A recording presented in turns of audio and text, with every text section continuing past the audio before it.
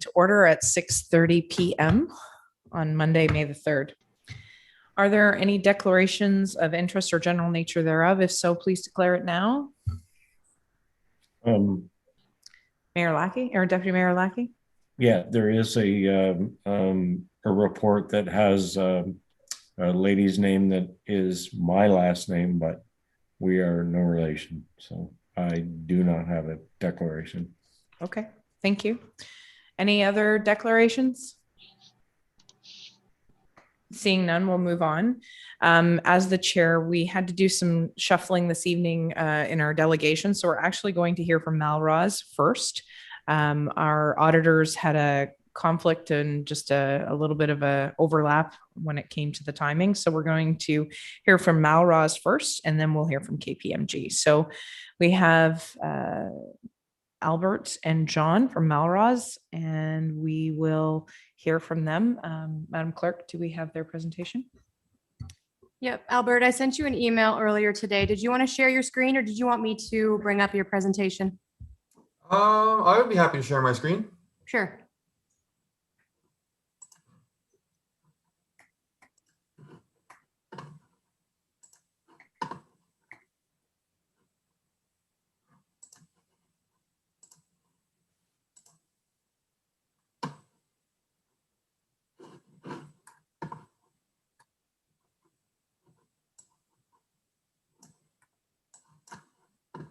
And can you confirm that that's the presentation, or are you seeing this black screen that I have on my screen? We're seeing your black screen. So if there, I think if you display settings, you might be able to change. There we go. Perfect. Great. Okay. Madam Mayor, councillors, staff, and all in attendance, thank you for having us this evening to provide a presentation on the status of the landfill piece within the Township of Leeds and Thousand Islands. Will be myself, Albert Pashkowiak, and John Pike presenting to you this evening. And here we go. Just to provide a brief overview of the landfill file, the Township of Leeds and Thousand Islands manages 6 different landfills. 3 are currently open, 2 are closed. The open landfills are Briar Hill, Lansdowne, and Escott. The closed landfills are Leeds, Reynolds Road, and LaRue Mills. To provide a brief summary of the status of each of these landfills, we've included this table for reference. So we have the 3 active at the top here and the 3 closed below. You can see that the total capacity is provided, remaining capacity, yearly fill rates, and the lifespan as of 2020. So to key in there, Briar Hill has approximately 32 years remaining, Lansdowne has 5, and Escott has 1 to 2 years remaining of capacity. To provide a brief summary of the concept of B7 reasonable use policy, I provide this image again. Some of you have seen this before. This image depicts a hypothetical landfill with a leachate plume coming off the landfill. So leachate is generated through infiltration of rainwater, which then percolates through and carries on, being carried with the groundwater flow. Here we have a property line and a trigger well, as well as an adjacent property. The concept of B7 is that water quality can be degraded to a certain extent at your property line or beyond your property line, but there are limits to that degradation. And this concept establishes what those limits are. So exceeding those limits would mean that you are degrading the quality of the groundwater beyond your property boundary above acceptable limits. A few, I guess, acronyms that might help while we discuss these items. You have CAZ, so Contaminant Attenuation Zone, buffer lands. This is a 30 to 100 meter area or stretch wide of property surrounding the active landfill. SW stands for surface water, GW stands for groundwater, and COR refers to Certificate of Requirement. So this is a registration of landfill activities to title. B7 guideline, this is the MECP document which outlines procedures for determining amounts of contaminants that are allowed to egress from the site as described in the previous slide. Lure Mills and Reynolds Road are the first 2 that we'll discuss. So basically we've had that reduced down to semi-annual inspections only on these sites. The certificate of requirement for these 2 properties has been submitted to the MECP, or for the Reynolds Road rather. And outstanding tasks for these sites, there are none. An update on the Leeds landfill. So the 2020 monitoring sampling is complete, and the report has been prepared and submitted to the MECP. B7 action plan is in place at the site, as there are B7 non-compliance issues there. And a COR has been submitted to the MECP, the Ministry of the Environment, Conservation and Parks, for review. The upcoming tasks for this site includes purchasing land or groundwater rights to additional CAS to rectify the B7 non-compliance situation. This also includes negotiation with MECP to reduce sampling programs at the site, and this would be completed following acquisition of the CAZ. And as part of this process, we would develop a trigger mechanism which would serve to identify any future issues that may develop at the site. Moving on from Leeds. Yes, Councillor Rocky? Yes, sorry. LaRue's Mills, there was an issue several years ago. Well, I shouldn't say several, a few years ago, where somebody bought the property next door and started to build a home, and then found out later on, sorry, that they couldn't because of the landfill. And another issue was the Reynolds Road issue.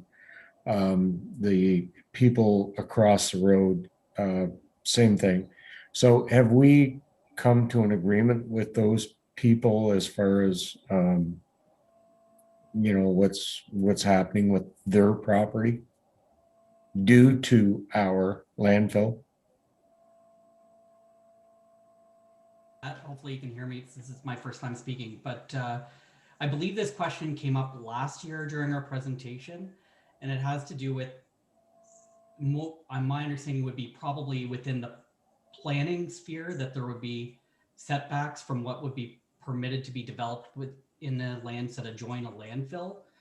And we'd be happy to speak with planning about that and whether there's a planning rationale and any studies that might be required to reduce those setbacks. Those setbacks are typically put in there to protect the municipality so that the landfill that's there doesn't result in contaminating new wells and new development. Thank you.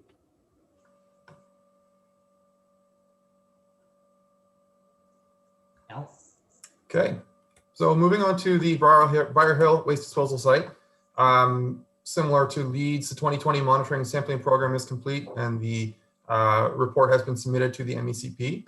There is a closure plan being developed for the site.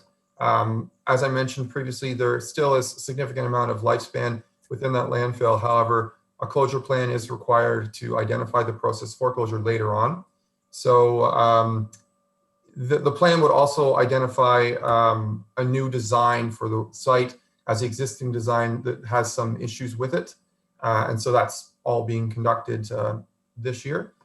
Upcoming tasks for this site: purchase additional land or groundwater rights to CAS to resolve some other B7 issues at the property, establish trigger mechanisms for the surface water, register landfill to title, and that is in progress, and submit the closure plan to the MECP for review. Next up, we have Lansdowne. Lansdowne has a B7 noncompliance issue at the eastern border and potentially at the northwestern border as well. There is surface water and groundwater interaction going on at the property, and this has been evaluated in 2020 and previous years to determine that, you know, there is compliance to the north. So essentially, surface water features at the site are acting as boundaries, and we have sufficient data to speak to that. So in the past, there's been a question about whether or not there's been compliance to the north. In our recent report, we have put forth that, that there is compliance in that direction. Upcoming tasks include updating and submitting the closure plan to the MECP for review, purchasing land or groundwater rights for additional CAS in the directions where B7 noncompliance has been found, and establish trigger mechanisms on the site for the surface water, given that it is interacting with groundwater there. And finally, we have the Escott landfill. As part of the operations at this site, township staff have undertaken waste face reduction and compaction of the existing waste. This is important because reducing the waste face reduces the amount of infiltration into the landfill, therefore reducing the amount of leachate that's generated at the landfill. So this is a key piece that the township staff have undertaken and should bode well for good operation of the site. There's a closure plan that we have developed that's been accepted by the MECP without any comment, and a new ECA for the site has been issued. The certificate of requirement for the site has been submitted to the MECP, and I believe is currently being reviewed. Upcoming tasks for this property include evaluation of the B7 compliance to the north. So we've collected some additional data with respect to that, and we're in the process of working with the MECP to determine, you know, if they are in agreement that we have a limit established. Additional tasks could include purchase of land or groundwater rights for additional CAS, and preparation of the site for closure. So this would include notification to the public, and as per the closure plan would be required 6 months in advance of the closure date. And generally, just to summarize, our ongoing approach with respect to the landfill piece is to purchase contaminant attenuation zones where needed, where required, complete the registration process for certificate of requirements for these sites, and update submit closure plans where appropriate, and overall continue to reduce monitoring scope through ongoing discussions with the MECP and revisions to the monitoring plan for each site. The final piece to our presentation this evening is just related to source water protection updates. I provide a summary of the amount of properties that have been reviewed, investigated, and addressed to date. 24 properties with existing threats and 25 newly evaluated properties have been resolved. 5 have risk management plans in place, signed and agreed to, and there are 12 risk management plans currently in draft. 37 additional properties require additional threat verification, and that includes 14 that were not part of the original enumeration. So that process will just involve investigation of each site, attending each site, checking to make sure that an assumed threat or inferred threat is present, and if so, evaluating the needs for a risk management plan and implementing risk management measures to mitigate potential threats to the water. So source water protection efforts were put on hold in the spring of 2020 due to COVID restrictions, and they remain. This was to remain consistent with the MECP approach to limiting their on-site time investigations, inspections during these closures, these lockdown measures. So the intent in the short term is to continue to implement these risk management plans, and as soon as COVID measures have been lifted, then inspections will resume, and hopefully more progress will be made. Thank you for your time this evening, and Madam Mayor, Councillors, staff, we appreciate the opportunity to come speak to you. Thank you very much for the presentation. I'll entertain questions, comments from council and then from the public after. Are there we go. So Councillor Maybe, I'll recognize Councillor Maybe, and any other councillors that would like to get in, Councillor Fody, and we'll go from there. Go ahead, Councillor Maybe.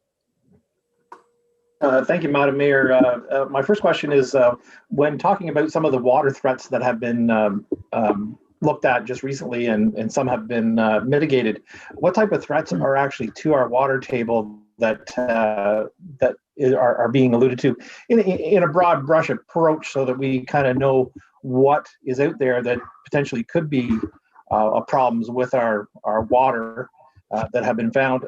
Second question is, in the couple of reports, there's some discrepancies in years of left in the Briar Hill, and I think it was addressed earlier today as I seen an email late in the day. So I think that's been done, but obviously a good report.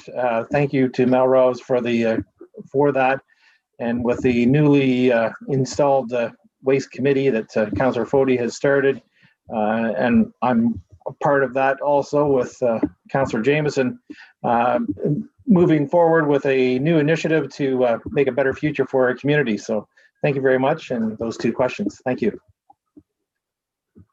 Thank you, Councillor Maybe. I'll respond to the first one. The threats that have been identified for the Lansdowne wellhead protection area are generally related to bulk oil or heating oil. So this is related to heating oil tanks in people's basements. There's quite a large number of heating oil tanks present within that wellhead protection area. And the threat itself comes from leaking tanks, damaged tanks, or overfilled tanks, and having heating oil enter into the groundwater from the subsurface from a basement. That's the major concern. There are other concerns related to agricultural activities, such as spreading of agricultural source material or manure on lands, and potentially impacting the quality of the water through that. Some other threats that have been identified include dense non-aqueous phase liquids, so some solvent type materials, chemicals that are known to enter groundwater and sink within the groundwater. There are only a couple of those. That's kind of the minority. And based on some of our investigations, some of our inspections, I should say, they aren't even present for at least one or two of these instances where they've been identified. So generally speaking, that's the majority. There are some threats from septic tanks. However, those are mitigated through a septic re-inspection program and bylaw currently in place within the township. Excellent, thank you. I'll recognize Councillor Fody. Go ahead. Thank you, Madam Mayor. Thank you, Madam Mayor, through you to John. A couple of questions. With regards to the LaRue Mills and the Reynolds Road, along with the kind of reiterate what Deputy Mayor Lackey had alluded to, I brought this Reynolds Road subject up at your last presentation. Now you're saying you're doing semi-annual inspections. Just what are those inspections? What are you looking for? What are you testing or doing? Thank you, and through you, Mayor. The inspections are a visual inspection. I'd say they're about 15 or 20 minutes. And what we're doing is we're inspecting the cap to make sure that somebody hasn't been out there, let's say, digging down through the cap on top of the landfill. We're also looking for seeps because both of those sites have ditches either through them or around them. So we're looking for orange staining, things like that, where maybe the cap has failed and we're seeing a breakout of seepage. It's really just to ensure that the integrity of the landfill closure cap is still good, and that there's no conditions that we're observing that would cause us alarm. Okay, thank you. With that in mind, I'm going to agree with Deputy Mayor Lackey. I see these waste sites similar to pipelines, railways, hydro, easements or right-of-ways. I think if we have a setback on a waste site, be it closed or open, that the properties that are encumbered by those distances need to be identified. We could pick any property line around any one of these waste sites that we own as a township, and it could change hands tomorrow, and yet the new buyer would be none the wiser that they were participating in the same outlet as what was referred to by Deputy Mayor Lackey. Do you know, either one of you gentlemen, whether any other jurisdiction, a municipal jurisdiction, has such an identifiable legislation in their books? Through you, Mayor, yes, I'm familiar. I'm from Wolf Island, and I know it's a concern with the Wolf Island landfill because the buffer, I think, is 500 meters there, and it encroaches on the edge of the village. And certainly with the second ferry coming, they're worried about growth pressures and settlement areas. Also, I can't remember the municipality, but just east of Kemptville, I had a call from somebody because their part of their property was within the municipal setback or planning, where even though their house was going to be outside of the buffer lands, part of their property was within it. And so that was impacting their ability to develop.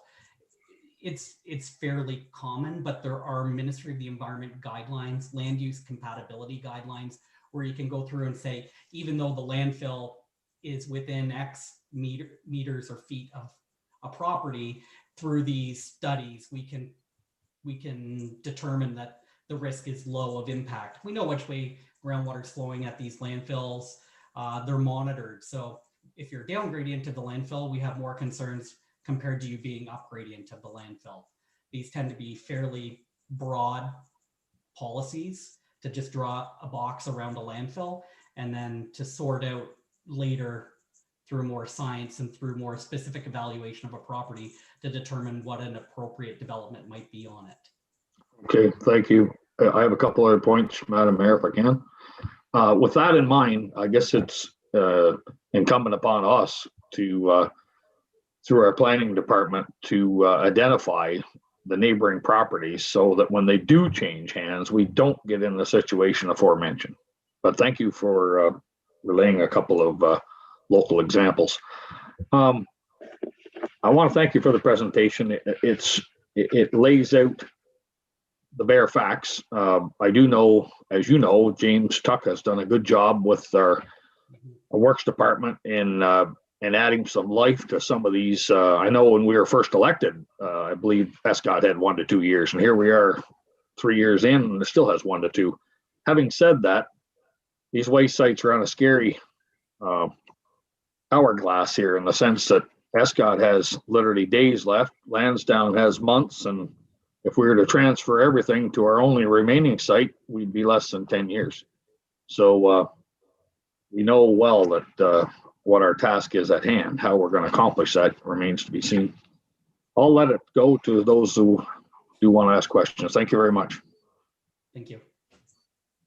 Are there any further questions of the presenters? I will go to the attendees to see if anybody has their hand up there. Are there any questions for the presenters from the attendees? Seeing none, I'll ask for a mover, or sorry, actually not in this particular case. I will thank the presenter for coming and giving us the up-to-date information. My final comments are that I'm extremely grateful that we've been partnered with Malroz for the duration of our term. I know that we were in pretty dire straits prior to taking office when there was some lack of reporting that was happening here, and Malroz picked up that ball and has ran with it since. I also know that the director of operations has been working closely with them in regards to CASLands surrounding the Lansdowne landfill and proper management of that. And so under their guidance and their expertise, it makes things much easier from a management point of view. So we appreciate your expertise. We appreciate your cooperation and your guidance. So thank you again for presenting this evening. Thank you. Thank you. Okay, so we are a few minutes before 7. So I don't know. I see that we have both our KPMG individuals on the line. So I'm going to assume we're ready for ready for that presentation. I'm glad you were able to join us a little bit earlier than expected. So Lori, are you beginning the presentation? Okay, excellent. Thank you. Go ahead. Hopefully you can hear me. Everyone can hear me? Yes, I see nods. Excellent. Well, good evening, everyone. Really pleased to be here tonight. My name is Lori Huber. I'm the audit partner at KPMG here in Kingston, responsible for the 2020 year-end audit of the township in Leeds and Thousand Islands. And I have to say, really excited to have the township on board. The first year of any new audit can always be interesting, but certainly the cooperation and dedication to the team to make it a smooth transition was certainly very much welcome. So with me here tonight as well is Katie Mahan. Katie Mahan is the senior manager on the file with me this year, who's worked very closely with the township team. What we wanted to do is walk you through the highlights of the 2020 fiscal year, and certainly open to any questions as part of our presentation. So with that, Katie, I'll pass it over to you. Hi, everyone. I'm just getting my screen shared here. Is it shared? Everybody can see it? Yeah. Okay, perfect. So as Lori mentioned, I'm a senior manager with our KPMG Kingston office and worked fairly closely with treasurer, deputy treasurer, and the rest of the finance team and all of management really this year on the audit. It was a first year audit, so inherently a little bit more, I would say, rigor, a lot more questions as we really strive to gain an understanding of the processes and the systems in place. All that to be said, we made it through and we are very comfortable with the work that was done. So what we are going to go through today then is just the highlights of the presentation that was pre-circulated. And to start off, I'll just spend a couple minutes going over our auditor's opinion. So we have completed the audit at this point. We are only waiting on a few items that remain. In the report here, we have listed the receipt of the management representation letter. Assuming these statements are approved tonight, we will get that from management tomorrow. Up on the screen here, you see there's also the receipt of the legal confirmation. So happy to say we have received that as of this morning, so that is no longer outstanding. We received it from the township's legal counsel and nothing there that was any different than to be expected. So all good on that front. And then the last item is just, as I mentioned, to have council approve the statements tonight. So assuming that approval goes through and we get the representation letter tomorrow, we will be in a position to finalize the statements. We have issued an unqualified, or what we often refer to as a clean opinion, which means that after having gone through the audit, we are opining that the financial statements do present fairly the financial position, the statement of operations and cash flows of the township for the December 31, 2020 year. Our audit was completed based on a materiality of $250,000, and that is based on total expenses as our benchmark. And while that does sound like a high number, rest assured we do audit to a much lower number, and that is the $12,500 you see up here, which we refer to as our posting threshold.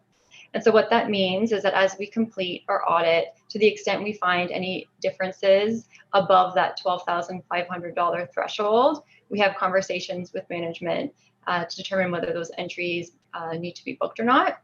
So that 250,000, that's really the aggregate number to which we would be able to accumulate differences to, but the 12,500 is the number that we really audit to. So throughout the audit, as I mentioned, was first year audit. So while we did have a bit more rigor, by all means, it was a very pleasurable audit. So no disagreements with management, no difficulties encountered, no changes to our initial audit plan. We did not have any new Canadian accounting standards that we needed to incorporate into the audit this year. We have noted up on the screen here that coming up in your fiscal 2023 year will be the adoption of a new accounting standard related to asset retirement obligations. So right now, we are waiting for more information to come down around the calculation of what that obligation will be. But as that information comes down, we'll make sure to keep in touch with management so we can start trying to, start those calculations and determine what that number will be, as we are anticipating that there will be an impact to the township. We did have one new Canadian auditing standard that we had to incorporate into the audit this year, and that is around estimates. So without going into all of the details at a very high level, it just means that there was a new auditing standard for how we audit, so how we perform certain procedures around estimates. And so flipping here to the next page, that goes in nicely to our areas of audit focus. So revenue cutoff and recognition, that's an area within all organizations, typically a focus. We make sure we complete substantive and analytical procedures to address that. As well, taxation valuation allowances is a typical financial statement caption within municipalities that we always make sure that we have a focus on. And then lastly, that third area of audit focus, the landfill closure and post-closure estimate. So that's the reason why that was a focus this year was, as I just mentioned, that new accounting or auditing standard, landfill closure and post-closure is an estimate. So we were required under the new standard to do more work on it this year. And what that means is that we really spent a lot of time. It was interesting to actually hear Malroz's presentation, so we had a lot of communication with them as well around the data and assumptions and input that go into that calculation. And I will just note that later on in the presentation, I know Kate's going to go through some of the highlights of the financial statements, but I did just want to point out that there is a typo in the landfill note that refers to 3 years for, I believe it was Briar Hill. I'm just going to double check that. And as we just saw in their presentation, it's actually 31 or 32 years. So the closure isn't until the year 2051. So again, it was nice hearing their presentation. I was able to kind of spot check our note disclosure and pick that up. So that is something we will get fixed for the final financial statements. And then just finishing up on this slide, just to go through before we get into the numbers, we did come up with a couple corrected and uncorrected entries. So within the first year, we are required to go through the opening balances as well, which we did complete. The corrected adjustments were nothing out of the ordinary. They were all recorded in the statements you have in front of you.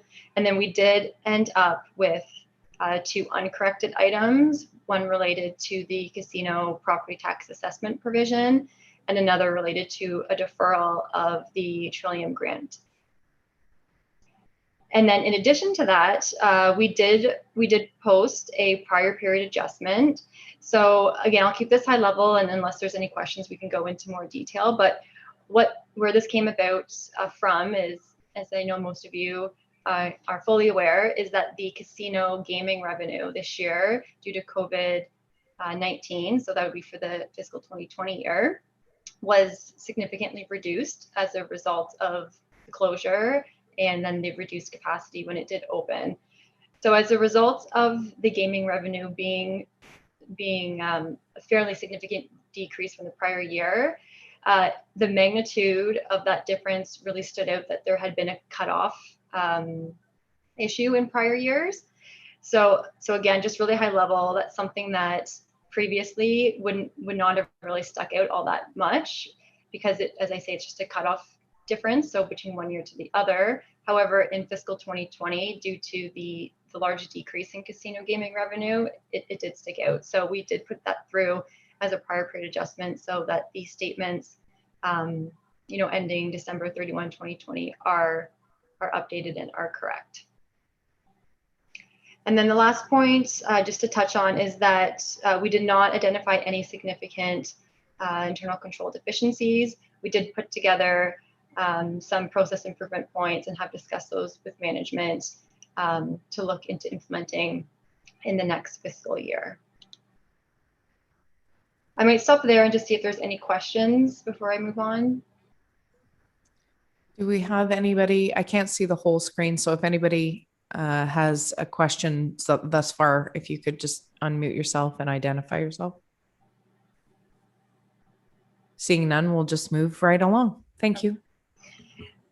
So then this next page here is just a snapshot of the statement of financial position.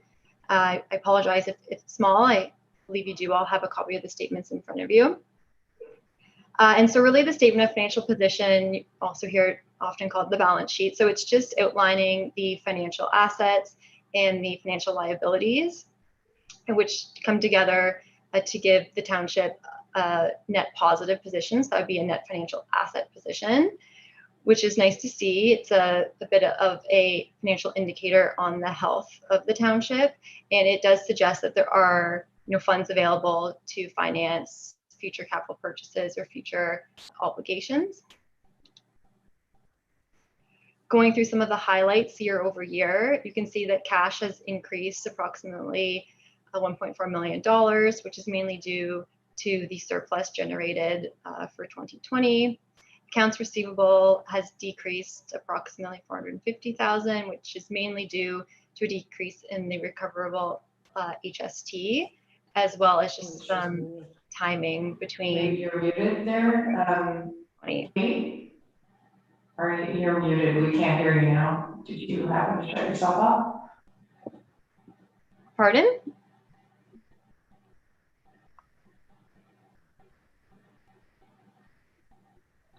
Katie, I hear you, but perhaps others don't. Okay, is this a bit of a sound check? Can people hear me now? Yes. Okay. And Lori's muted. Can they hear you? I'm seeing not. Can you hear me? If you can, put your hand up. Okay, so you can hear me, but I'm Katie for some reason now. Can everybody else hear Katie? Can you hear me now? Way of putting it. I'm seeing nods. So maybe I'll just wait for the. There we go. We have you now. We're good. Sorry, okay. I don't know what happened there. All right, perfect. So I'll pick up where I was, but if I missed something due to not being able to hear me, just let me know and I can backtrack a little bit. But just picking up on the capital assets, so you can see overall there is an increase of approximately $500,000, which is a result of increases being your capital asset purchases of $2.5 million, offset against amortization of approximately $2 million. And then you can see here, we've just noted some of the larger capital asset additions during the year. This slide here is just a graphical representation to show taxes receivable as a percentage of total levy. We put this in here. Really, we like to focus on the trends. We like to see it, either trending down, or if it's within the low box, kind of hovering around the same figure. So you can see 2020 is the lowest of the 5 years. If we exclude 2016, which is a bit of an anomaly there, you are, sticking around that 11%, which is right at the kind of low to moderate range. And within 2016, if you're wondering why that is so large, it's like I say, a bit of an anomaly. It was related to casino tax receivable within 2016, which was then collected in 2017, and since then have been timely in receipts, so has not reoccurred. Capital asset acquisitions. So again, this is just a graphical representation. You can see here we are showing gross additions, which is the 3.3 million for 2020. Earlier I had said 2.5 million for additions because we had netted that against WIP, but if we look here, we look more just at the gross. And really the point of this slide here is, again, just to see the trend, to see kind of what is your average spend on capital assets each year. You can see you're around the $3 million mark. And this is something, you know, as the township moves into developing a new asset management plan, and you look at what that annual requirement will be, you can look back kind of at this average to see whether or not additional funding may be required if the annual acquisition number needs to increase. And then this slide here just breaks it down into the different categories. So I won't spend too much time here other than to say that we did compare this to some other municipalities, and this is quite average, so nothing that sticks out to be overly significant. And then down to your accumulated municipal surplus. So 44 million for the year versus 43 million last year. Again, an increase of just under $1 million as it relates to the annual operating surplus. And then that surplus, as you can see here, gets split between your investment in your capital assets, your unrestricted surplus, and your reserves. And then within your reserves here, again, just another graphical representation. We like to look at it, just again, look more at the trend line to see where it's headed. And you can see if we just focus on the total of both reserve and reserve funds, back in 2016, it was just under 8 million, dipped down a bit, you're back up close to 8 again this year. So hovering around the same mark, which again is good to see. And when we get down into some of the financial indicators at the end of the presentation, you can see it is a pretty healthy reserve and reserve fund balance. Within the statement of operations, just some highlights here. So revenues, so total revenues have decreased approximately $1 million since last year. And the reason for that is around the casino revenue decreasing. You have your federal gas tax that's decreased, some modernization funding back in 2019 that had decreased from 2020, and then also some user charges and license permit revenue decrease as a result of COVID-19. And then those decreases are offset by some increases, so specifically increases in the tax revenue account, as well as a new grant that was received for $360,000 from Safe Restart, which again relates to the COVID-19 pandemic. Overall expenses are fairly consistent. They've only changed by about 120,000, which is less than 1%. Just some things to note here. One of the biggest changes was actually in the landfill. So the landfill did have a change of approximately 300,000, and that had a lot to do with us really digging deep into those assumptions and the data and the inputs as a result of that new auditing standard.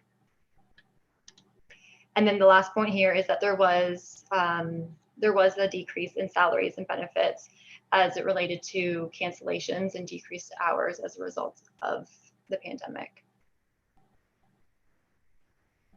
And then again here, this is the same note as before. This is just to show you the split. And when we compare this to other municipalities, nothing sticks out to be an outlier or overly significant.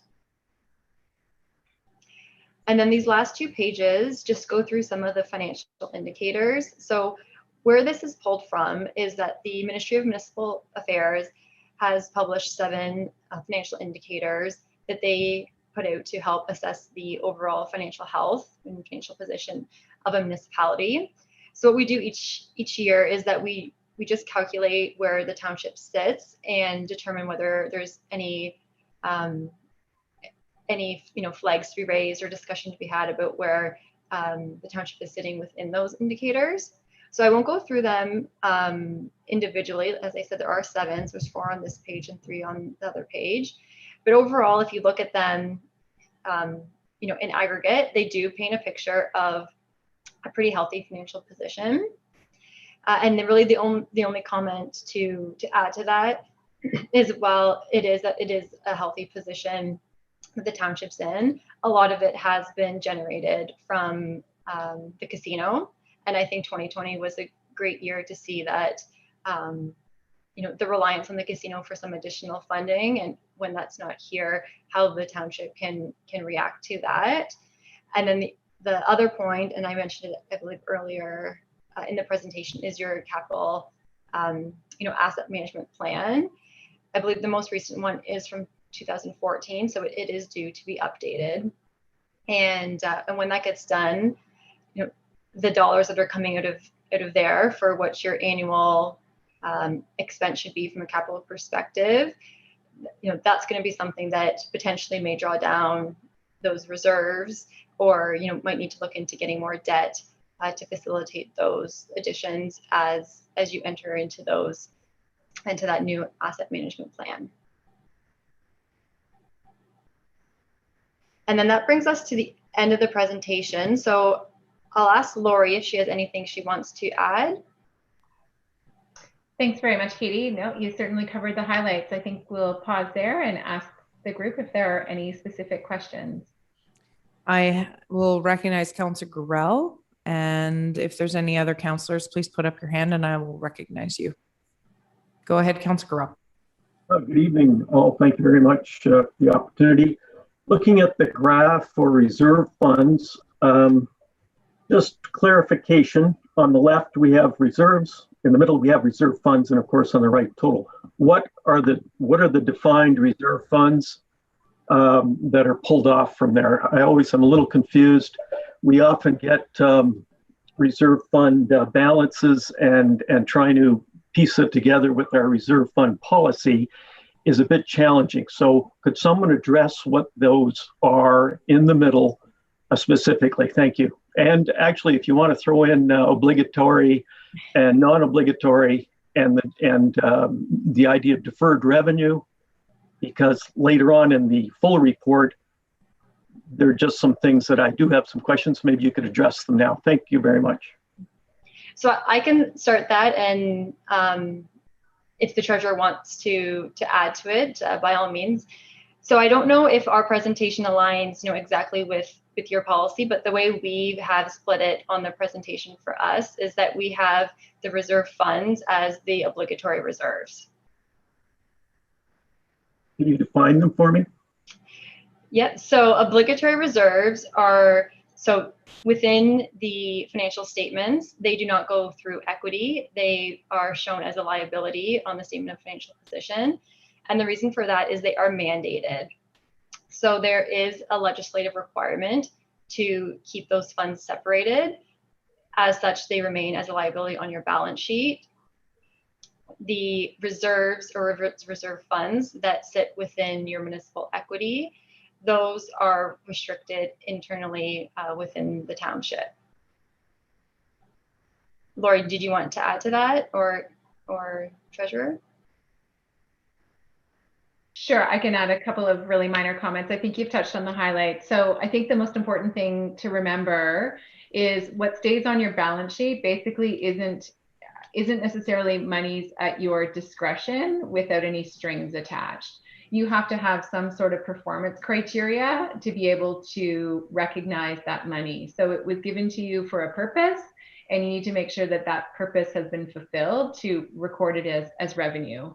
Now, what you might do with revenue that you earn, you can internally restrict it, which is when you might allocate it to a reserve, but that's an internal decision, not reliant on anything external. So without going into a whole lot more detail, I don't know if that helps provide some color around the differentiation.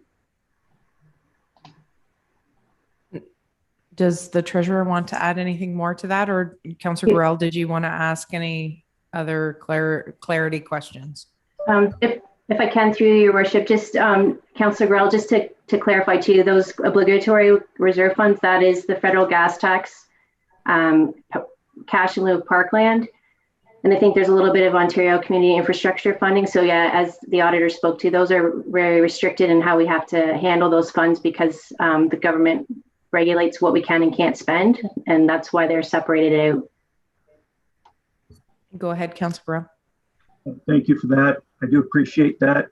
And just for clarification, and again, I can ask this later when we're talking about accepting the financial statements if we wish. We don't have to hold up the people from KPMG here. So just let me know if it would be more appropriately discussed later. However, my question is, when I look at the Schedule 1 reserve total, and I see those totals at the bottom of the page, total reserve funds, are the modest or $250,000, whatever, of obligatory funds exempt from that total?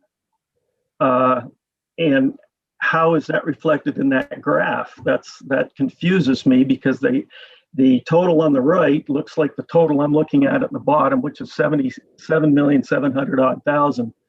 So I'm just somewhat confused by that, and maybe it would be better taken up later in this evening. Thank you.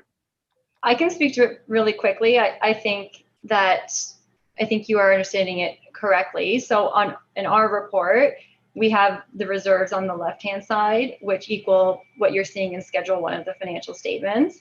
Then what we have put as reserve funds is the obligatory to give the total for purposes of the report only, the audit findings report. But as it is stated in the statements, the Schedule 1 of the statements that comes to that 7.7 million, that does not include any of the obligatory reserve. That is strictly reserves that are sitting within your municipal equity.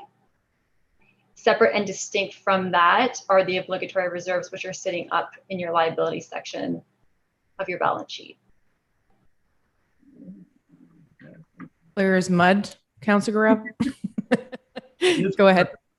How do we determine it in our, and I'm sorry to beat this to death, it's just terribly confusing. I must say, if someone looks into it, it's very confusing the way our bylaw is written. It says in here that the water, wastewater, for instance, is under the obligatory reserve. You're telling me it's taken out. However, I see it on Schedule 1. So to me, it's half in, half out. I'm clear as mud, sorry. And again, I'm not a trained accountant. I don't pretend to be one on television. It's just that I find it very, very confusing. Any answers to that? Thank you. I don't know if Katie or Lori would like to speak to that and why it's reported differently in one way or another, or maybe that's a director of finance question a little bit later to our policy. Sure. Maybe we should let KPMG. Maybe, well, Kate, do you want to answer that now, or do you want to wait till we go into the audit discussion?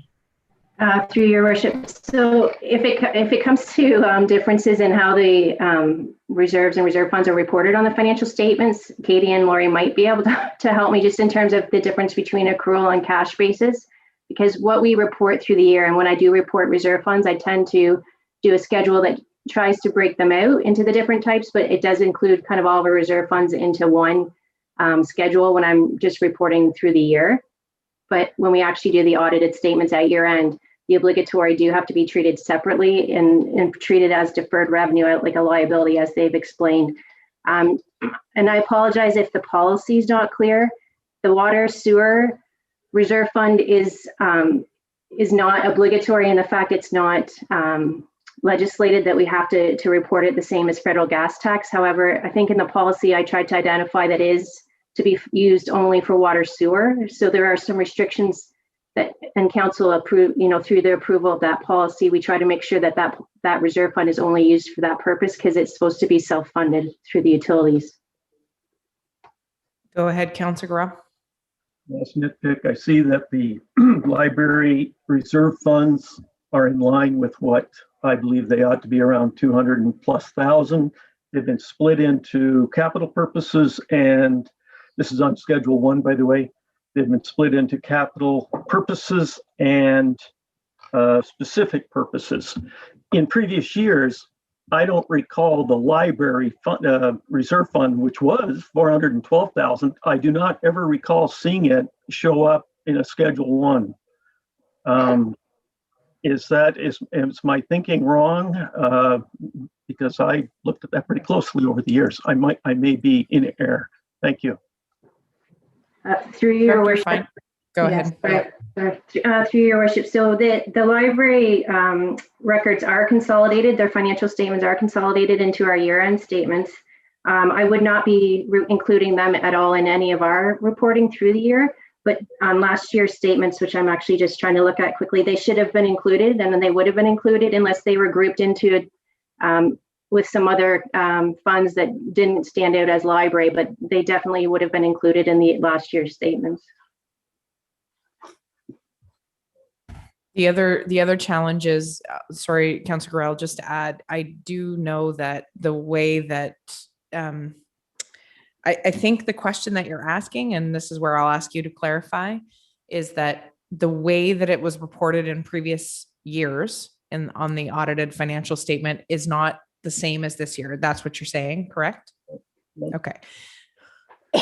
So I think what we need to do is essentially put 2019 financial statements beside 2020 and see where the differences are. It could be just the way that the auditors are reporting it. I think that we like the further detail, Councillor Gorel, not to put words in your mouth, you appreciate the further detail that's on this year's statements, correct? Is that what you're saying?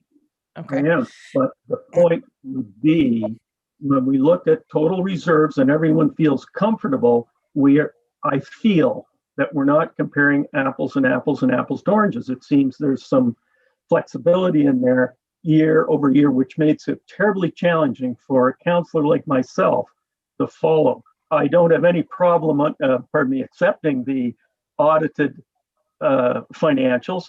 It makes it hard to use for a person with my understanding of accounting, to be perfectly honest. And it's a challenge. So I might ask that, I might put a resolution that staff could provide us with sort of what we can play with. I understand we can't play with obligatory reserves, et cetera, or it's, very carefully done.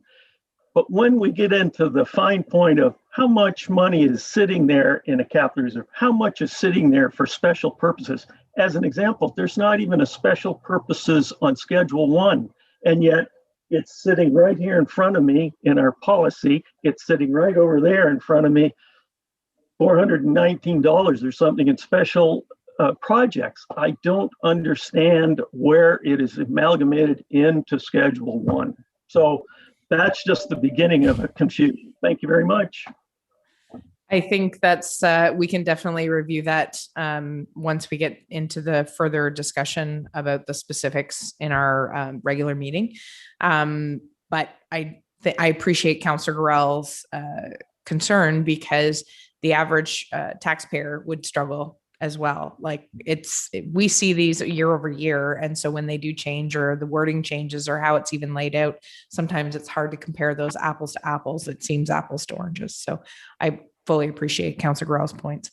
Are there any other comments or questions in regards to the presentation done by KPMG? Councillor Fody? Your worship, through you. On the reserve funds, getting back to them, I might mention that I too, thank you, Councillor Gorel, for asking your questions. I ended up summing it up that there was a difference in accounting practices, having had a new company come in on some of the discrepancies that I come up with. But Councillor Gorel brought a number of things that I had the same questions onto the forefront. Getting back to my question on reserve funds, Katie, you had mentioned that we're in a strong financial position. As compared to what, or by how? Is it strictly a dollar value? Is it a percentile? Where are you coming from with that statement? So my comment was really just as it compares to those financial indicators that the Ministry of Municipal Affairs puts out. So not only do they put out the indicators, but they also put out ranges, which would say, low, moderate, or high. And based on where you land within those rate ranges would be where we're drawing those conclusions from. Lori, did you want to add to that maybe? Through you, Your Worship, the only thing I would add is to echo Katie's comments. What we had hoped we might be able to do this year, but we just didn't this year. But I can certainly assure the group we will do this next year. I think what will shine a light on, I think, this conversation is doing some benchmarking and some comparative analysis to similar sized municipalities to see where you stack up compared to your peer group. So that will certainly be part of our presentation moving forward. There was just too many things at play this year in the first year. So I think that'll help demonstrate where Katie's comments are coming from. Okay, thank you. Any further questions for the presenters? Councillor Jameson. Just a comment. One, I appreciate that the first year of an audit is always that adjustment with a new firm. So, but I also appreciate what Councillor Gorell's trying to get at, Your Worship. The other thing is that it was mentioned in the presentation that we are going to move to a more robust asset management plan. And the only comment I have to make is that while it's nice to see all these percentages saying we're looking reasonably healthy and reasonably strong, the reality is that the AMP coming up against what we have are not going to necessarily paint a very pretty picture of what's going on. And I think for the purposes of public consumption, we should be prepared to communicate that we are very much behind in addressing our asset management challenge, so that going forward, and the reason I'm mentioning this, and I won't belabor the point, is that asset management plans will not play a role in the audit going forward, to the best of my knowledge, because it's taking a picture of a point in time. But the asset management plan is going to be the thing that we're going to all have a jaw-dropping moment with, I'm anticipating. And so that I'm glad we're as healthy as we are as we move into this next challenge ahead of us. So I appreciate the changes. The other comment I want to make is that going forward, the library management of library finances is moved to the township. I'm a member of the library board, and I'm very confident that we're going to have a much better picture of what will go on at the library as opposed to what was going on in the past. Thank you, Your Worship. Thank you, Councillor Jameson. Any further comments or questions? Any comments from the attendees? If you could raise your hand if you have any questions for the presenters. Seeing none, I'll just thank the presenters profusely. I know that it was a bit of a challenge with COVID-19 protocols and what have you. Having said that, I know our staff stepped up as they always do to provide all the information that was required. I have the utmost confidence in both our auditors and our financial staff in how things are being handled here. And we'll echo some of the comments, even the questions that Councillor Gorell has made tonight. Financial statements in general are sometimes hard to digest because they are a macro level. And then, you know, we're dealing with some of the micro stuff down here, but at the end of the day, this is what goes out to the public, and the public deserve to understand where the funds are, where the funds went, and where we're prepared to go. And speaking to Councillor Jameson's point in regards to the asset management plan, it is a good thing that we're in a very good healthy financial position, because what we will be faced with planning for our future through asset management may not make us as healthy. It'll get us through till we can set ourselves up for success to address all our future needs. And that asset management plan that the staff has been working very diligently on will inform us going forward. So thank you for your efforts. Thank you for the presentation. I have a motion here. I'll need a mover and a seconder that the committee of the whole recommends that council receive the audit presentation from KPMG. Can I have a mover and a seconder? Councillor Foti and Councillor Olkey. Any discussion on that motion? Seeing none, I'll call the question. All those in favor, please signify. All those opposed? And that's carried. Thank you very much, ladies. Have a great evening. Thank you for sticking with us till 7:30 at night. I'm sure you have had a long day. Thank you again. Take care. Thank you.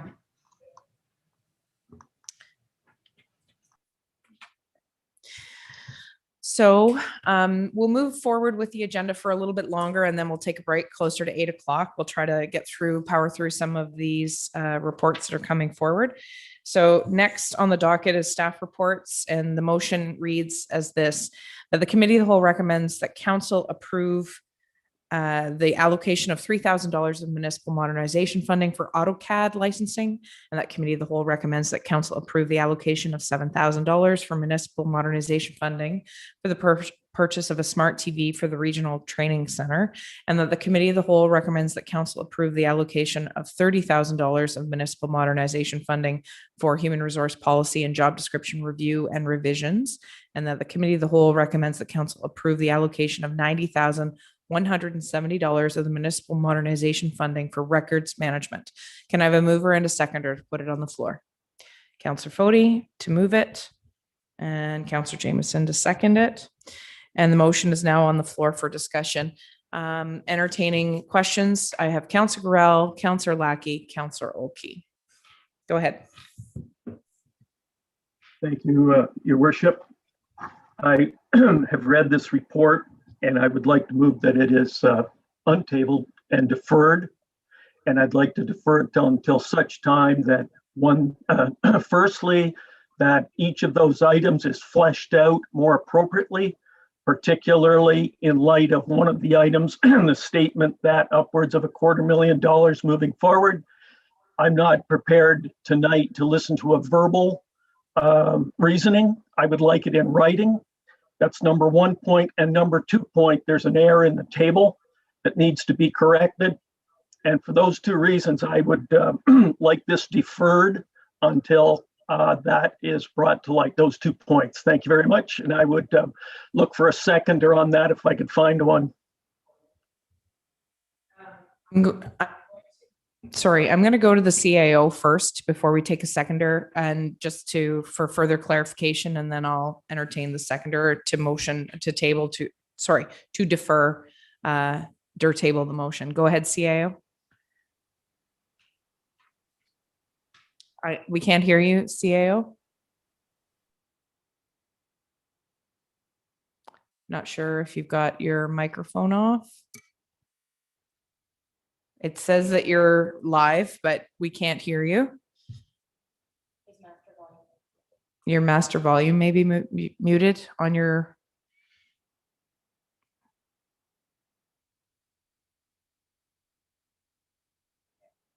Go ahead. Nope, we can't hear you still.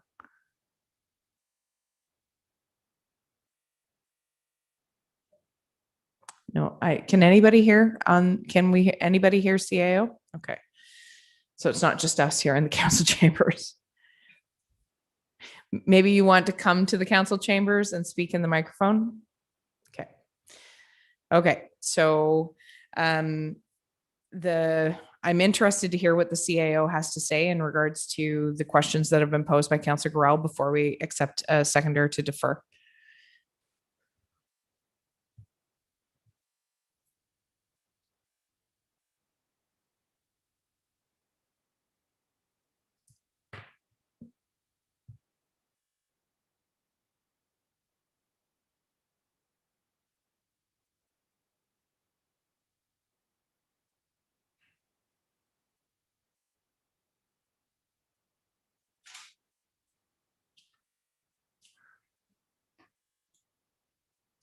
Go ahead, CAO.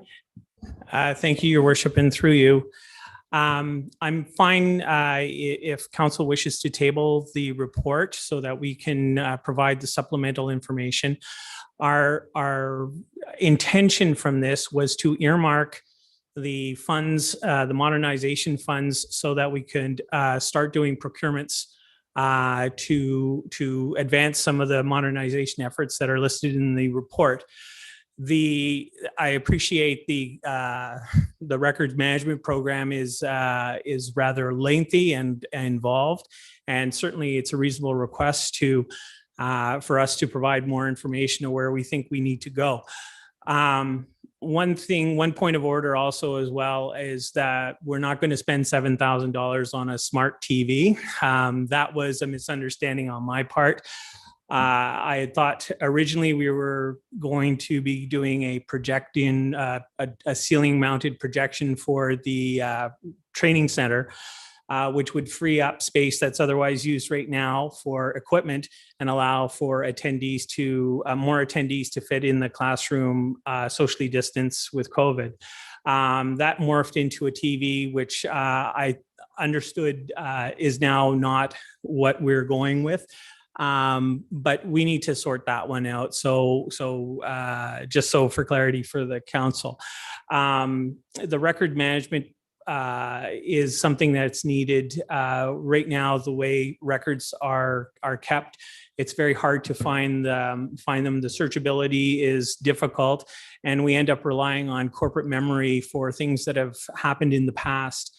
We also need, from a risk mitigation side of things, we also need a reliable record management so that we can search our records and be sure that we're providing thorough information or accurate information, as well as implementing and following a records retention and destruction policy so that we are getting rid of records on a timely basis in accordance with the policy and staying on top of it. So that's the background of that, but we'll go back to the drawing table if that's council's wish and provide more information on each of the projects that we propose to spend. Thank you very much, CAO. So with that information, if council would like to defer this, we could get an additional report. I'm not sure if we would be able to meet next council's deadline on next Monday, or if you want to defer it a full month. Councillor Gorell, would you like to speak and be a bit more clear about deferring and length of time you're looking for? Go ahead, Councillor Gorell. Sure. And I appreciate the comments from Stephen, CAO, and where we're going with that. And I have no doubt that there needs to be something done. So, two issues. Number one, it strikes me that we're trying to clean out the modernization money and put it into special projects. Fine, do so. However, I still point out that that table is incorrect as presented by $70,000. I think I know where it came from, but it's not my task to make a table correct. That's number one. Number two, transfer the 130 or whatever's left over. I don't have a problem with that. But again, this needs to be fleshed out. This is, we've been here before and we're living with it now, where we start with the sunk costs into a project and then it just starts building. I'd rather have a clearer understanding of the records management. I appreciate its importance somewhat, but I need to feel more comfortable where we are going with that. I can't be any more explicit. I can't be more explicit about a $7,000 TV. I can't be, the only one that doesn't really bother me is the AutoCAD. Okay, sure. But the rest, I need that fleshed out. And I'm a little disappointed that it even came up on the agenda in this form. Thank you very much. I have nothing more to say. So, Councillor Gorell, you've put forward a motion to defer. Is there a seconder on that motion? Councillor Olkey? Is there a date, Councillor Gorell, you would like to see this come back? I suppose we could bring it back to the council meeting. Can we? Is that appropriate? At least we could look at it. We can table it. Is that correct? The clerk? For June. So I guess we should go for June, because at this point, we may not be able to get the amount of detail that you're looking for by next week. And I think that's the challenge. So then is it in question? Is it important that that money be transferred to the special projects, or is that irrelevant until June period? I think it's that the transfer is irrelevant at this point. I think it's more about the fact that we cannot request additional funding from the province that is available to us until we have allocated what we have.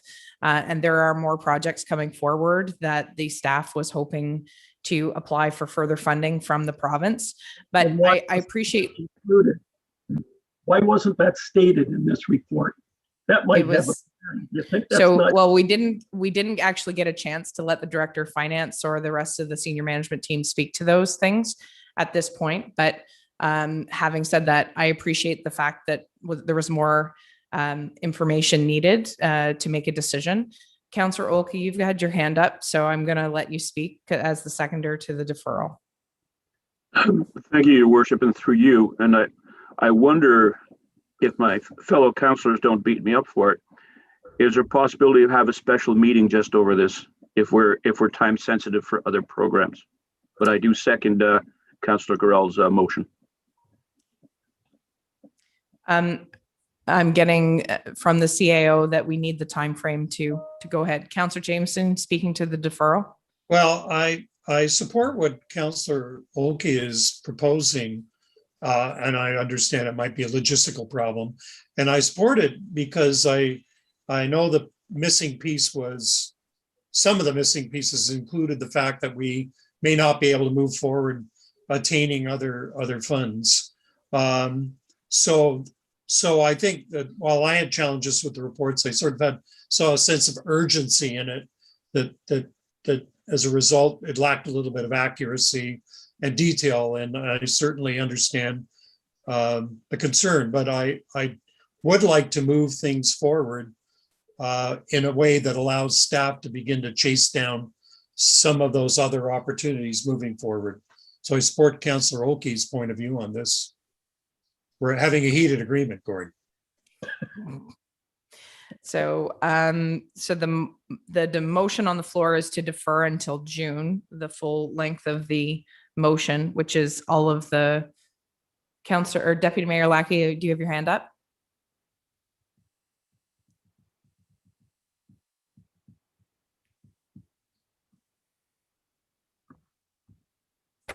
There, sorry. Yeah, it just seems, I realize we've been given this money, and one of the stipulations is we have to spend it, and we have to spend it thoughtfully, but it seems like we're just spending it on whatever, just for the sake of getting rid of it, so we can get more. You know, and the other thing is the job description review. I'm not sure how many of those that we need. I mean, I'm the one that asked for one, but hopefully we don't spend too much money. So I guess as the head of council, I'll speak to the deferral, and I can appreciate Councillor Gorell and Councillor Olke's point in regards to requesting more information and working here day in and day out. I guess I have the benefit of having a bit more dialogue on the back end of this. I can assure you that these recommendations that have come to council have not been just haphazardly put on a report. That these are things that have been identified by senior management that are holes in our day-to-day operations that need to be dealt with. Having said that, I realize it's our purview or overview here at council to ensure that these funds are spent accordingly, but that everything that's listed here, other than the TV, which was an error, and I appreciate that there was an error in the table as well, that those things can be changed in short order. But as far as fleshing out each one of these things specifically, as far as what needs to be done, that is the purview of council. That is up to us to do. But I can assure you that these items that were identified, that were brought forward, were not done just to spend this money.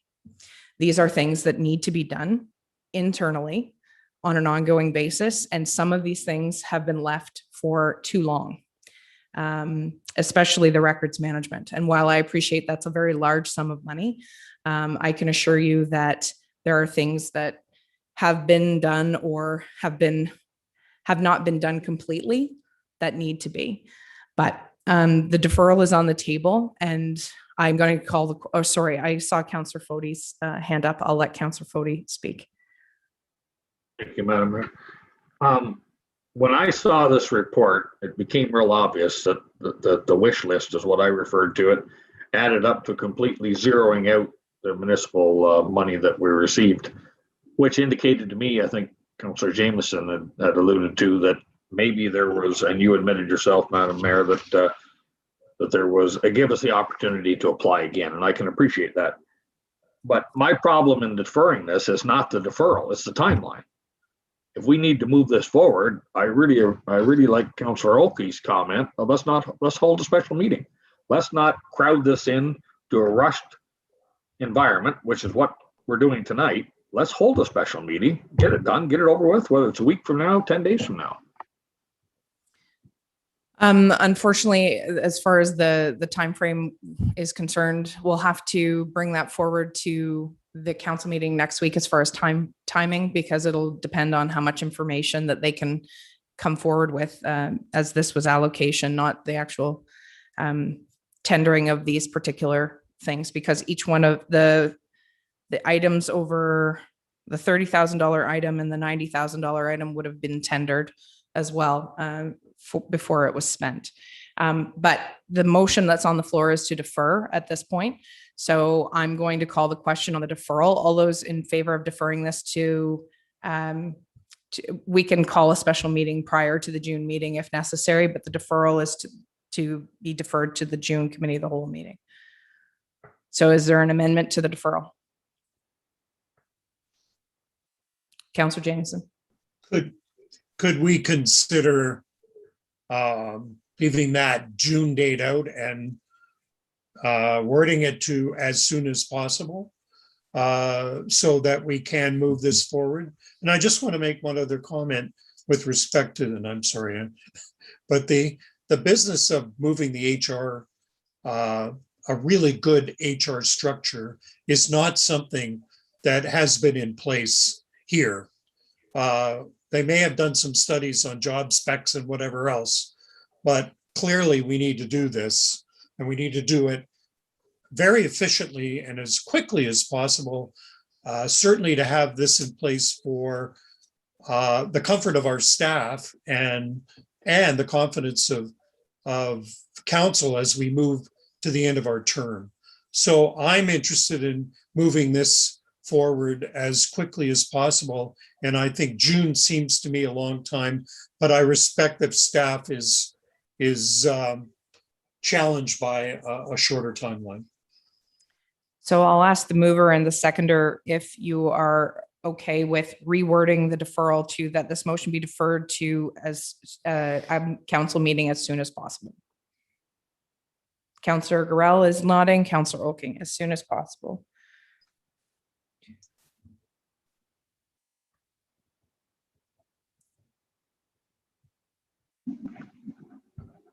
Okay. So the motion reads, it's moved by Councillor Garrell and seconded by Councillor Oakey that the original motion be read and that the motion be deferred to a meeting as soon as possible.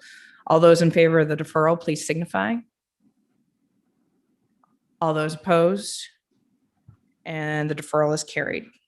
So we'll leave that to the CAO and the senior management team to bring something back as quickly as possible so that we can move these items forward. Councillor Oakey, would you like to speak? Yes, thank you, Your Worship, and through you.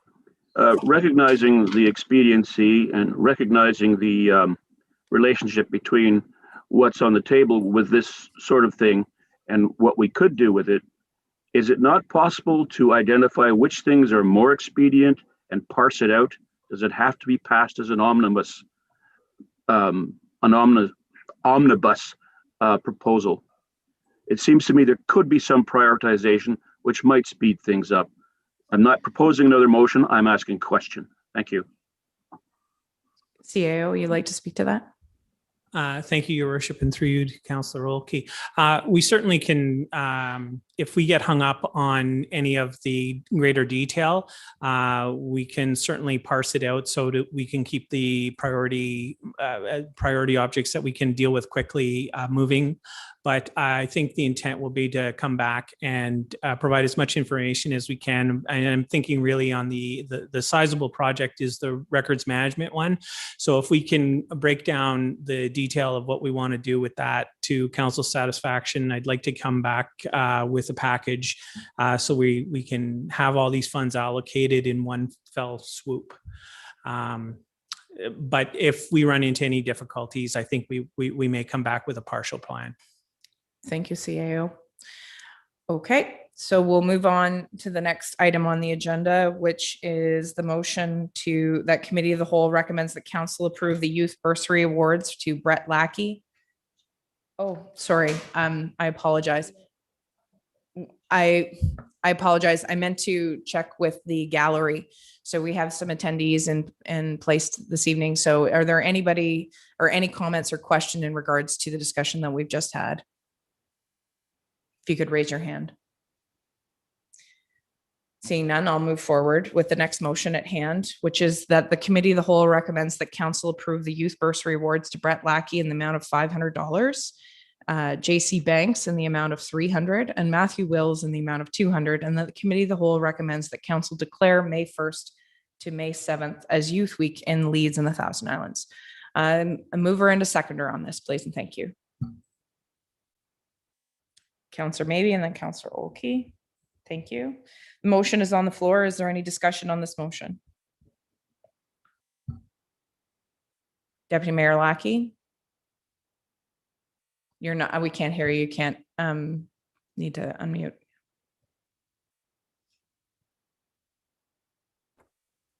Sorry, no relation. Any further comments or questions? Councillor Maybe, go ahead.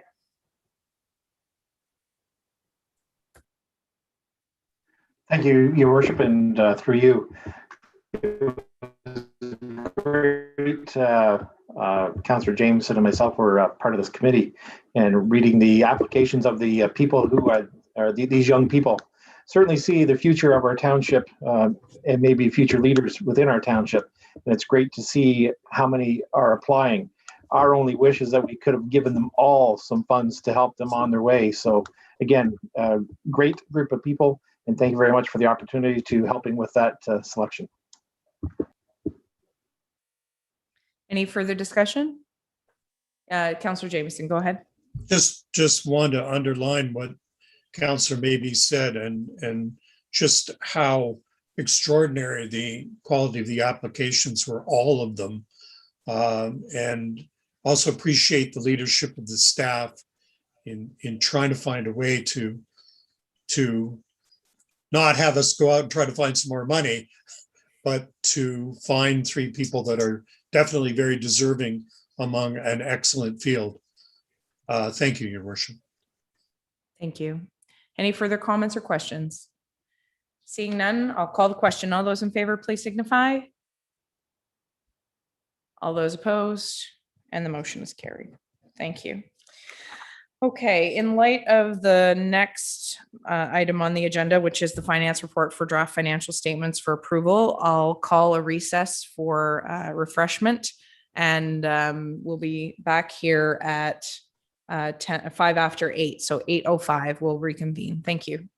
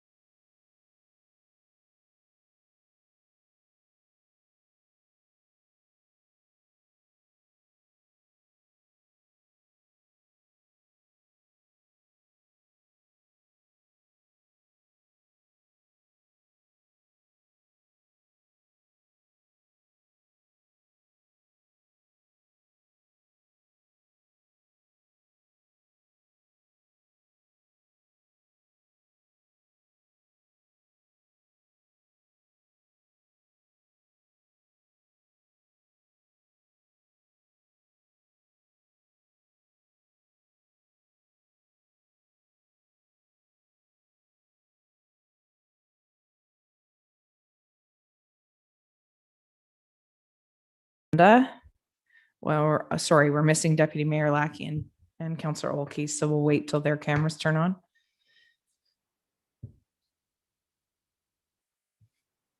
Okay, we have the Councillor Olkey, just waiting on the Deputy Mayor.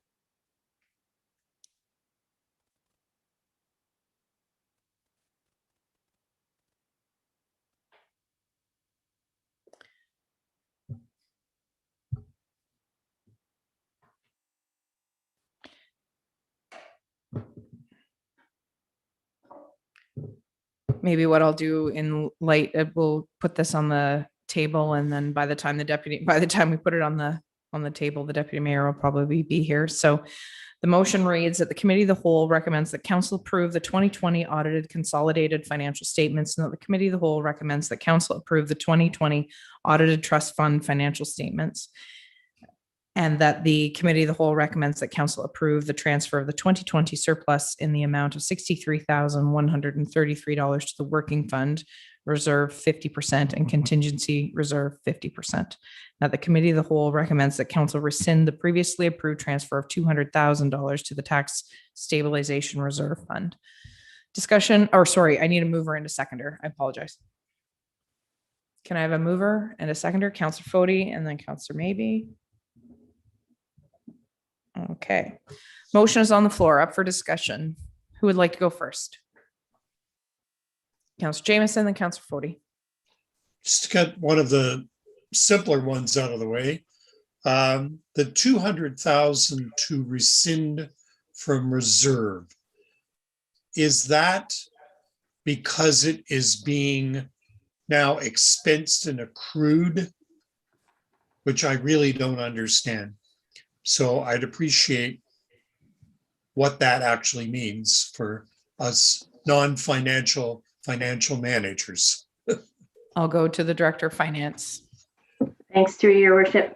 Yes, so when I started working on the year-end financial statements with KPMG and was talking about this this kind of issue we have with the potential tax write-off to the casino assessment appeal, we were discussing, and based on the financial statement preparation and the accrual basis accounting, the proper treatment for that is actually to expense it. So what I did is, instead of putting the money into a reserve fund, I expensed it, and there's now an amount sitting in an accrued liability account that will sit on the balance sheet.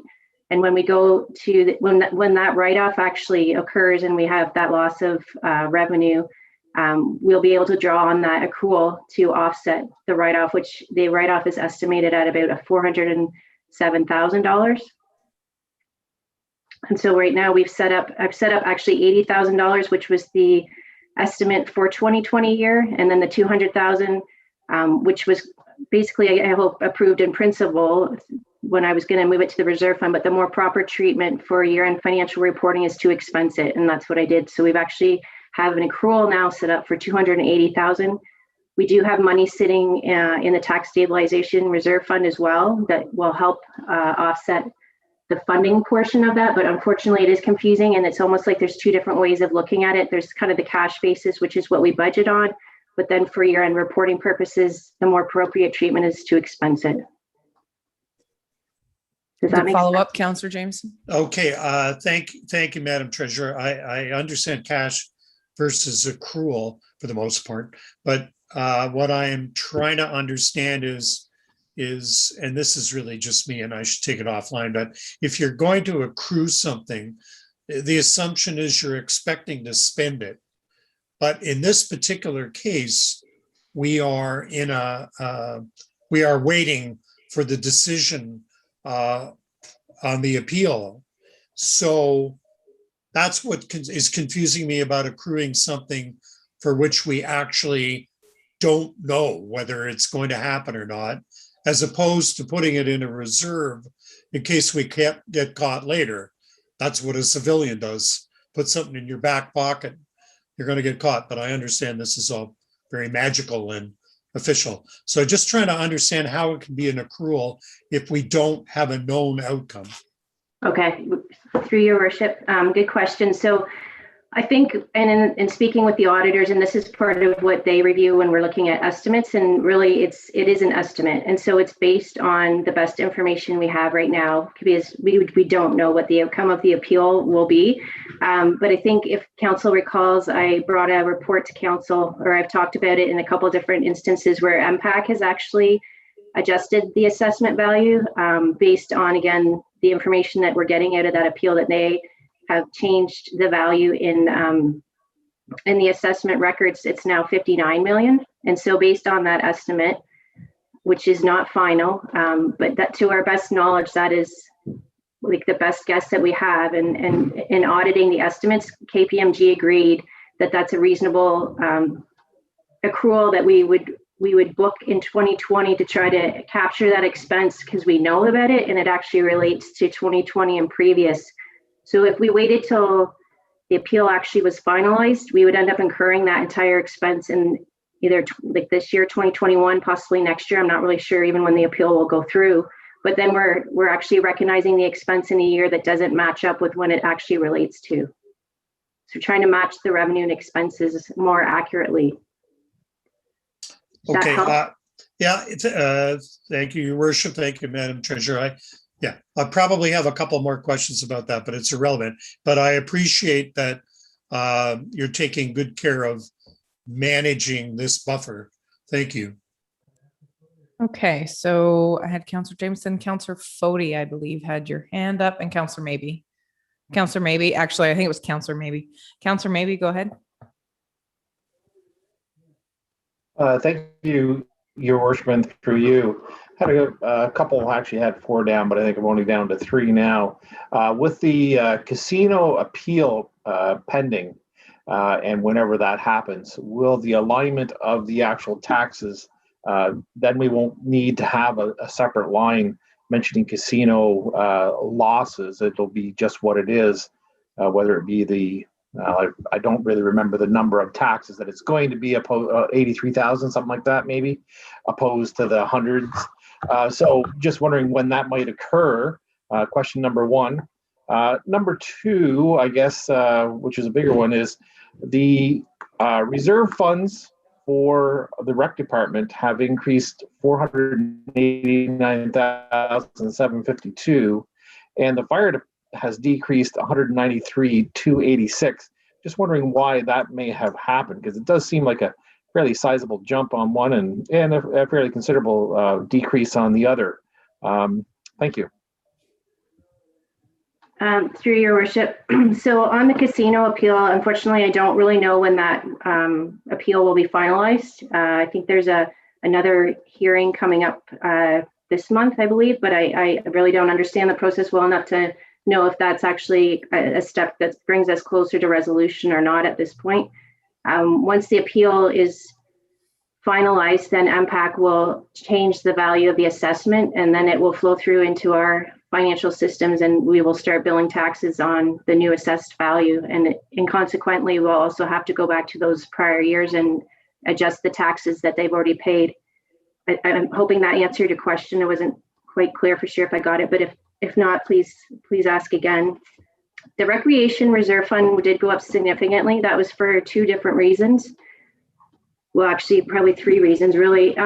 If council recalls, when we brought forward a report last year, we had a heritage reserve fund. I can't remember the exact name, but the intent of that reserve fund wasn't clear.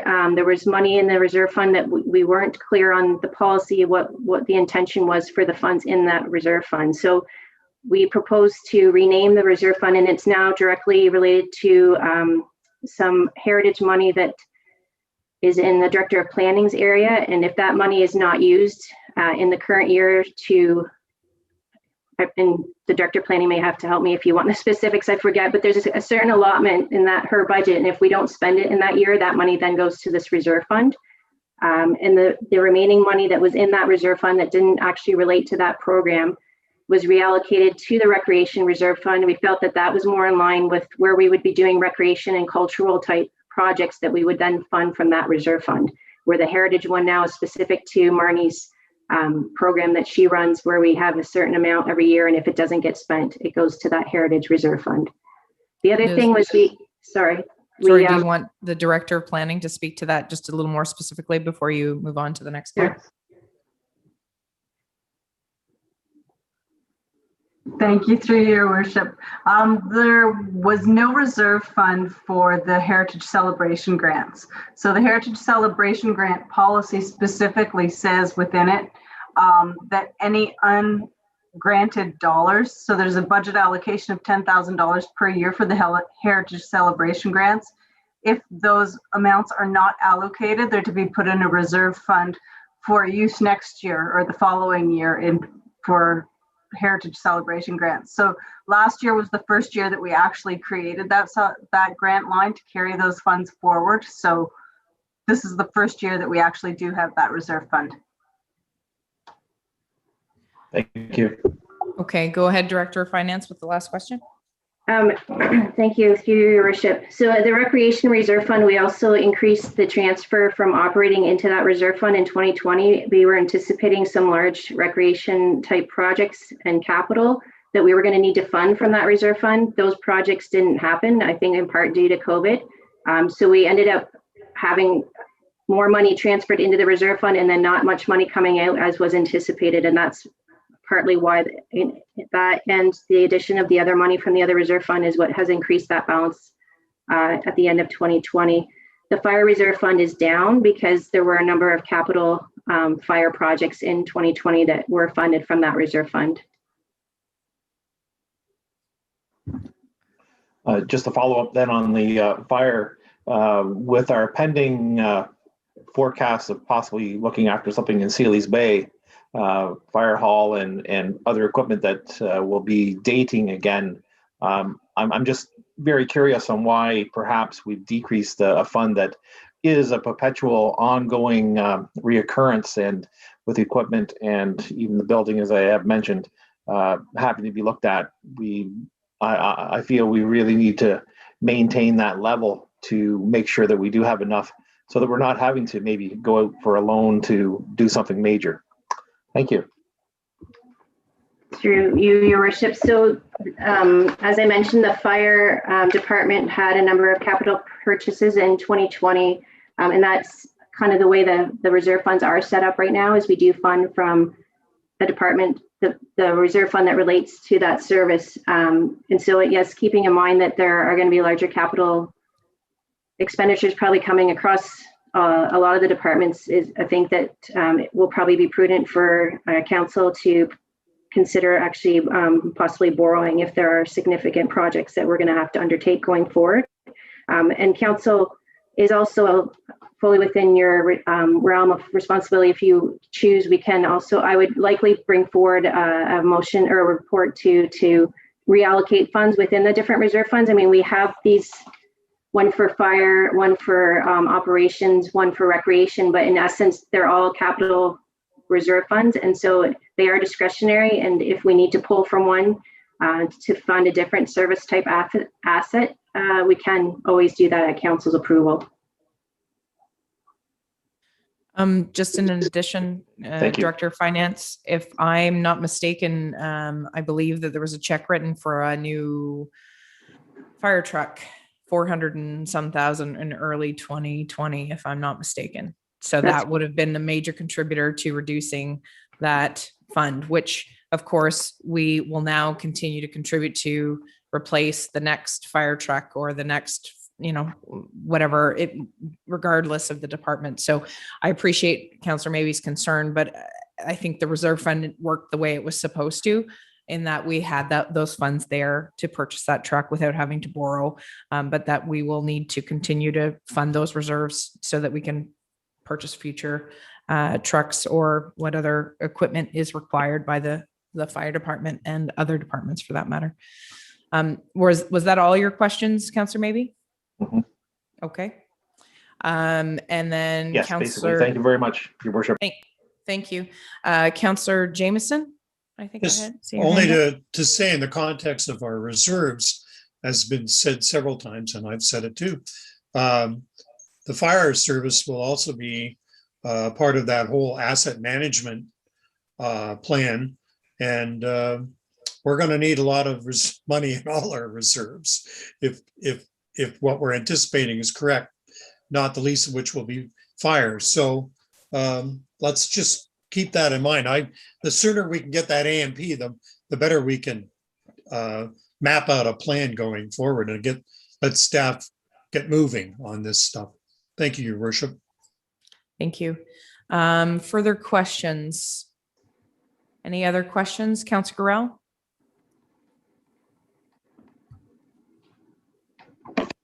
Thank you, through you, Your Worship. And at the risk of repeating myself from when the KPMG made a presentation, there are a couple of points that I find very confusing. When we receive our budget binder, we are given the breakdown of the reserve funds in a fashion that is actually more manageable to the average councillor, I imagine, certainly myself. And one of the lines in that is discretionary municipal total balance. In other words, it's separated out for us. That is a number that we as councillors, I believe, need to see, because the general public, when I answer a question to John Q. Public and they say, my goodness, you've got $8 million of reserves. And the automatic thinking is, you guys should be spending that reserve. However, year after year, and I have the numbers right in front of me, the discretionary reserves are much less than that. And the public does not understand that. And the public does not understand the declining balances, for instance, that occurred between 2016 and 2018. All legitimate stuff. It's just that it's hard. It can be difficult to explain to people. So then when we get the financials and I read Schedule 1, that is only exacerbated by and I wonder, therefore, I appreciate the financials have to be drawn up a certain way. I understand that. But can we not have perhaps an addendum sheet that reflects more what we would see on a the reserves that we would be provided with in a budget document?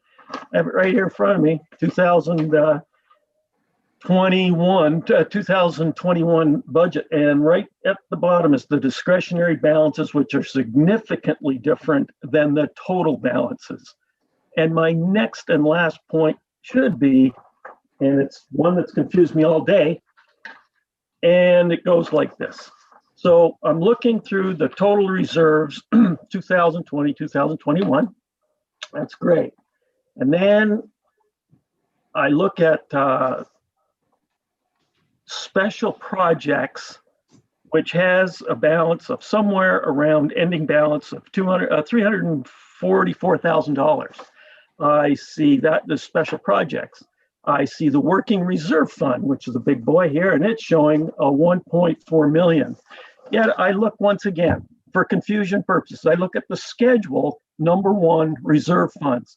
You don't even see the special projects reserve fund. I'm assuming it's rolled into some other fund. So once again, the confusion to me, if I can't explain it to a resident, there's something wrong. So can I get some clarity this evening? Where exactly is the special projects reserve fund? It's not brand new. It's right in our 2020 reserve fund policy that it'll be there. It shows up in other years, but it's not in our schedule. I don't understand that. Can someone make that as clear as mud? Thank you very much. I have probably more questions on top of that, but that'll start it. Thanks. Go ahead, Director of Finance. Through your worship, I'm wondering if the easiest thing for me to do is just to provide a schedule, like you said, a kind of an addendum or appendix to which I could include in future years with the council report accompanying the financial statements. I can provide a schedule that ties to the balances on this reserve fund schedule in the actual financial statements. I think they are grouped somewhat. So I know the totals tie. I've tied everything back to the GL in working through year end with the auditors. So I think it's just grouped in there somewhere. And a lot of times they do group at a little bit higher level than what we might work with, because I provide very detailed schedules in the budget. But I can certainly provide that line by line schedule that will tie into the financial statement, Schedule 1. I can probably provide that to council this week, and then we can maybe attach it right back into the agenda if that's agreeable. Okay, so there's agreement there. You said you had more questions, Councillor Rao. That actually would go a long way in my kind of reconciling the big numbers there in our reserves versus what we can actually work with. It's terribly important. And it was only in 2019, I've been corrected, it was only in 2019 that the library fund started showing up in our financial reserves. Isn't that interesting? Years before that, it didn't show up for whatever reason. So thank you. No, I think I've made my point and I'm just boring people. So thank you very much. Further questions in regards to the audited financial statements? Seeing none, I'll call the question on the motion that's at hand. All those in favor of accepting the audited financial statements, please signify. All those opposed, and the motion is carried. Thank you very much.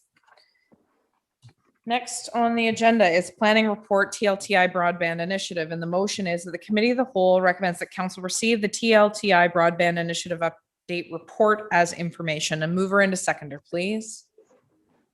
Deputy Mayor Lackey. And the seconder. Just need a seconder. Somebody throw their hand up. Cody. Okay, motion is on the floor, and I would just like to say thank you very much to the staff for providing this update, because I think it is timely. Does anybody have any questions or concerns with the information as it was provided? Councillor Gorell, Deputy Mayor Lackey. Just what's interesting, and through you, Your Worship, it was identified somewhere that the Nordicity Group has stated that universal broadband funding is not available where existing service exists. My question would be, is there a threshold level to which that applies in megabits up and down? And is that number self-reporting? Because in the United States, there's been a lot of, shall we say, shenanigans when it comes to the big boys self-reporting on their speeds. It was found that they were in gross error. So the reason this is important, it has a tremendous impact on this township's thinking.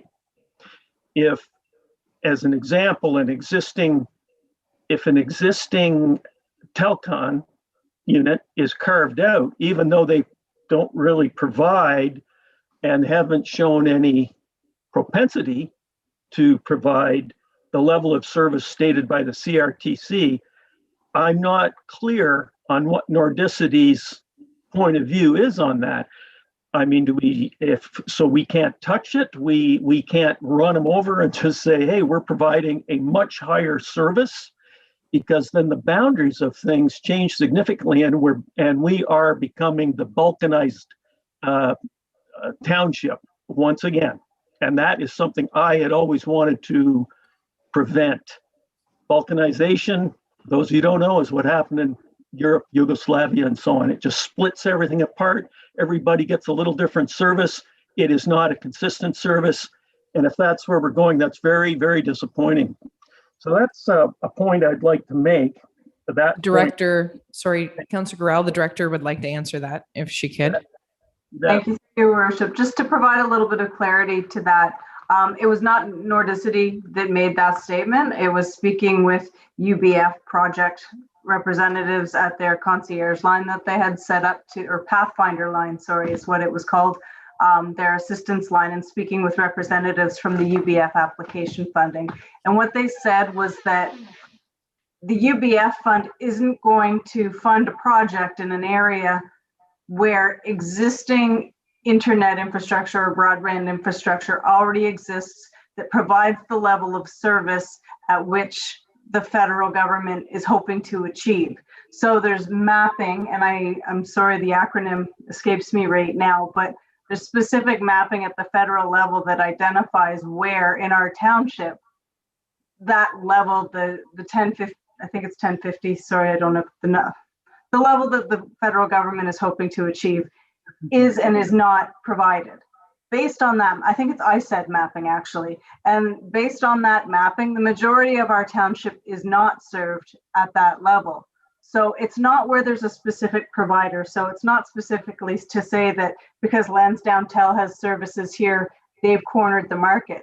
If their network doesn't meet that ISED service level, then funding is available for that area. So if you'd recall, we had a request from both Lansdowne or Nexicom, the new owner, or Bell a few meetings ago for support for their UBF applications. What that statement really means is that if they get UBF funding for a project in our township, we're not going to get UBF funding for that same exact area because the federal government isn't going to double fund two different initiatives to bring up the level of service for the exact same area. So it could potentially change the scope of what we're applying for if they're successful in applying for it. But essentially, the UBF fund will fund a number of different initiatives, but they won't overfund is what that is meant to clarify. I'm just going to add one other thing, Councillor Gorell and the Director of Planning, because I want clarity on this as well. I think your point, Councillor Gorell, in regards to self-reporting versus real-time data of how efficient or effective a service is. When we were involved with the speed tests that we were asking our people, that is a not-for-profit group that reports directly to the CRTC. So I would venture a guess, and please correct me if I'm wrong, or maybe we could get an answer for this at the next meeting, but that would be the indicator of what actual speeds are versus self-reporting by companies that are existing with and saying that they have high-speed service available. So maybe that could answer the question. Councillor Gorell, is that the right space? Sarah, at any rate, was doing that. To some degree it does, but it does bring up the issue of we've put out an RFQ, and in order to make that make sense, people coming in, I mean, they have to understand what it is that they're dealing with, and this affects, in my mind, very directly the what it is we are ultimately putting together. Who's going to say suddenly is the UBF fund going to come back to us and say, oh, you're the winners, they're the losers? If you get my drift, someone's got to lose and someone's got to win here. And it's unclear to me, it's very unclear to me how we proceed with this. It is complex, it's a lot of money. And how do these people answering the RFQ deal with that? It's really vague to me. And this, I'm going to get back to the word, the balkanization of internet services in our township can potentially be very devastating, in my opinion. Anyway, I guess this may not be the appropriate form. I just wanted to get that on the table in people's mind, that I see it as extremely important, not a little important, very, very important as to we move forward with this. And yes, I can understand a statement that says our only goal is to get internet to people. Well, there's still going to be haves and there's still going to be have-nots, and there's going to be people in between that sort of have, if we're not very careful. Thank you. I'll recognize Councillor Maybe. Thank you, Your Worship, and through you. Again, does not CRCA have an open policy to providers being able to use any avenue they can or any route to service the customer if it's requested? So are we not really truly vulcanizing the situation? Because our goal is to make sure that we get broadband to the coffee table of every household, or at least they're close to. So with CRC's rules, they've already kind of mitigated some of that, I believe. Have they not?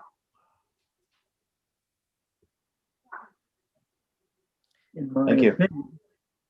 I'll let the CAO's hand up. I'll let our CAO address that. Thank you for now. Go ahead. Thank you, Worship, through you. Not really sure. I think it's CRTC that issues. Yeah, we can't hear Steve. Did you turn on your microphone? Sorry, I'm having microphone challenges tonight.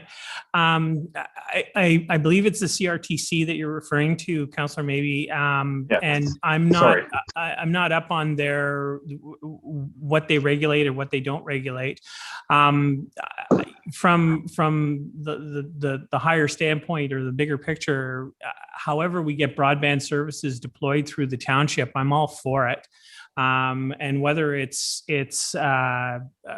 Lansdowne has Lansdowne an area and Bell has a certain area and we have the rest of the township, as long as we can deploy the service to people, I think that's what we have to keep our eye on for here. It is going to pose a challenge for anybody that's responding to our RFP for partnership as to how big is that pie. But these are generally fairly sophisticated players in the marketplace, and they have their models and they understand business very well, the Bells of the world and the Rogers and those types of companies. So we'll have to work through this for sure, and there'll have to be some adjustments of just how big the project is based on if Bell gets their UBF funding and rolls out in certain areas of the township, that's great, but we're going to have to basically make adjustments on the fly, which will be reflected in the conditions that we get through UBF and ICON for funding. It's going to be we've got to get a handle on who's playing in here with grant money and just how big things are going to be. But I think everybody that's in this game right now understands the challenges because there's an awful lot of for-profit enterprises chasing this public funding. So I think they know what the scenario is. And we're just going to have to manage it accordingly and make sure that we negotiate with whoever we select as a partner, the best deal for our township and protects our interests and gets the project rolled out to our township. Yes. Thank you very much. And CRTC, yes. Councillor Fody and then Councillor Gorell, and then we'll try to wrap this up. Your Worship, am I allowed to ask how much activity do we have on the RFP? That might indicate if all these big players are hungry to play, they're not really worried about what they're going to get so much up front. If they were, they wouldn't be applying. Do we have activity? Is it substantial? Go ahead, Director. Through your Worship, I can confirm that there has been a good response to the RFP. Thank you. Sorry, Councillor Jameson. Your Worship, just as a slight aside, I appreciated the effort of staff to post an overview of this project both on the website and distribute it to us. Because I certainly get asked a lot of questions and I clearly have no clue what it all means, but I appreciate the effort that was made to allow me to pass the buck. But it was a very good reporting and also the statement that it is work in progress so that it will be updated on the website. And I appreciate that. Thank you. Any further questions? If not, I'll call the question. All those in favor of the motion at hand, please signify. Any opposition? And the motion is carried. Thank you. Next motion on the floor is planning report, proposed education development charges bylaw. And the motion reads that the committee of the whole recommends that council direct staff to prepare a letter to submit to Conseil des écoles publiques de l'Est de l'Ontario, CEPEO, French Public School Board. It's been a long time since I've been in school with French, outlining the following concerns related to the collection of the development charge on a new residential construction in the township. There was a lack of early consultation / outreach during the preparation of the background study to make affected municipalities aware of a potential education development charge. encourage improved communication and information to be provided to residents in the impacted municipalities to explain what this charge is and why it is being collected in our respective township, and that the request that financial reporting to the school board be provided semi-annually or annually rather than monthly to reduce the amount of staff time and resources required to administer the development charge. Can I have a mover and a seconder, please? We've got to have a mover and a seconder to put her on the floor. Okay, Councillor Jameson and seconded by Councillor Maybe. Not to direct this conversation, but I will ask that Councillor Jameson take a little bit of time. He attended a meeting that I was unable to attend as a representative of this municipality a week ago, I believe, in regards to the consultation. And there was some information that came out at that meeting after this was prepared. Go ahead, Councillor Jameson. Right. I'm not sure if we have any more information than has been laid out here today, other than they seem to be stating that the consultation they have had, I think it was April the 15th, was the public consultation, and that's it. I think part of the challenge for all of us in the area is this is new to us. It is not a new levy tool, but it is new to us. And I think that's where the challenge comes in. Staff from another municipality attended that meeting and expressed the same surprise at the whole process, and articulate and polite, but surprised by what they were hearing.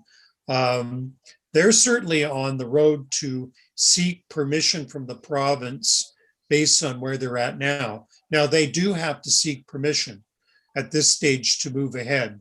And I guess what I came away from, and I do have to, full disclosure, my French is lousy, and I'm deaf in both official languages. So I can't claim that I caught it all.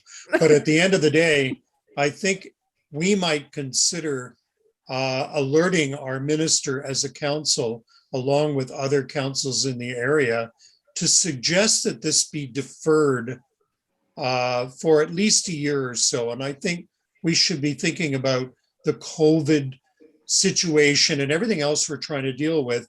I appreciate that staff is taking a measured response by requesting that we move to semi-annual from monthly. And that's a very polite response to really a very poor administrative recommendation on their part.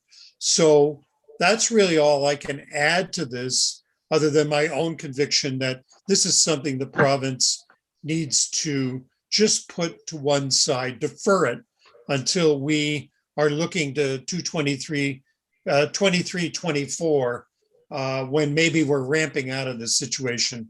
The other thing is personal. I think the Education Act and how the education system is funded should be rethought, but that would take the political will of somebody that isn't going to come along in my lifetime. That's for sure. Thank you, Your Worship. Thank you, Councillor Jameson. I'll just add a few points and then I'll recognize Councillor Olkey and Councillor Foti.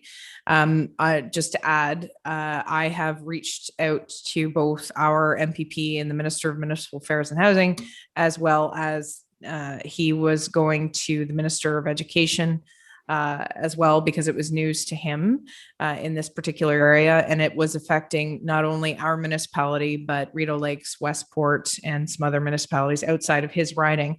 But that there was some concerns about the lack of consultation, but that we're, as a group, generally displeased with the way that this approach was taken, and with very little notice, and to the point where I think they reached out to our CBO, and that's how we found out about it. And it was just in an email buried somewhere. It wasn't even official correspondence to the clerk or the CAO.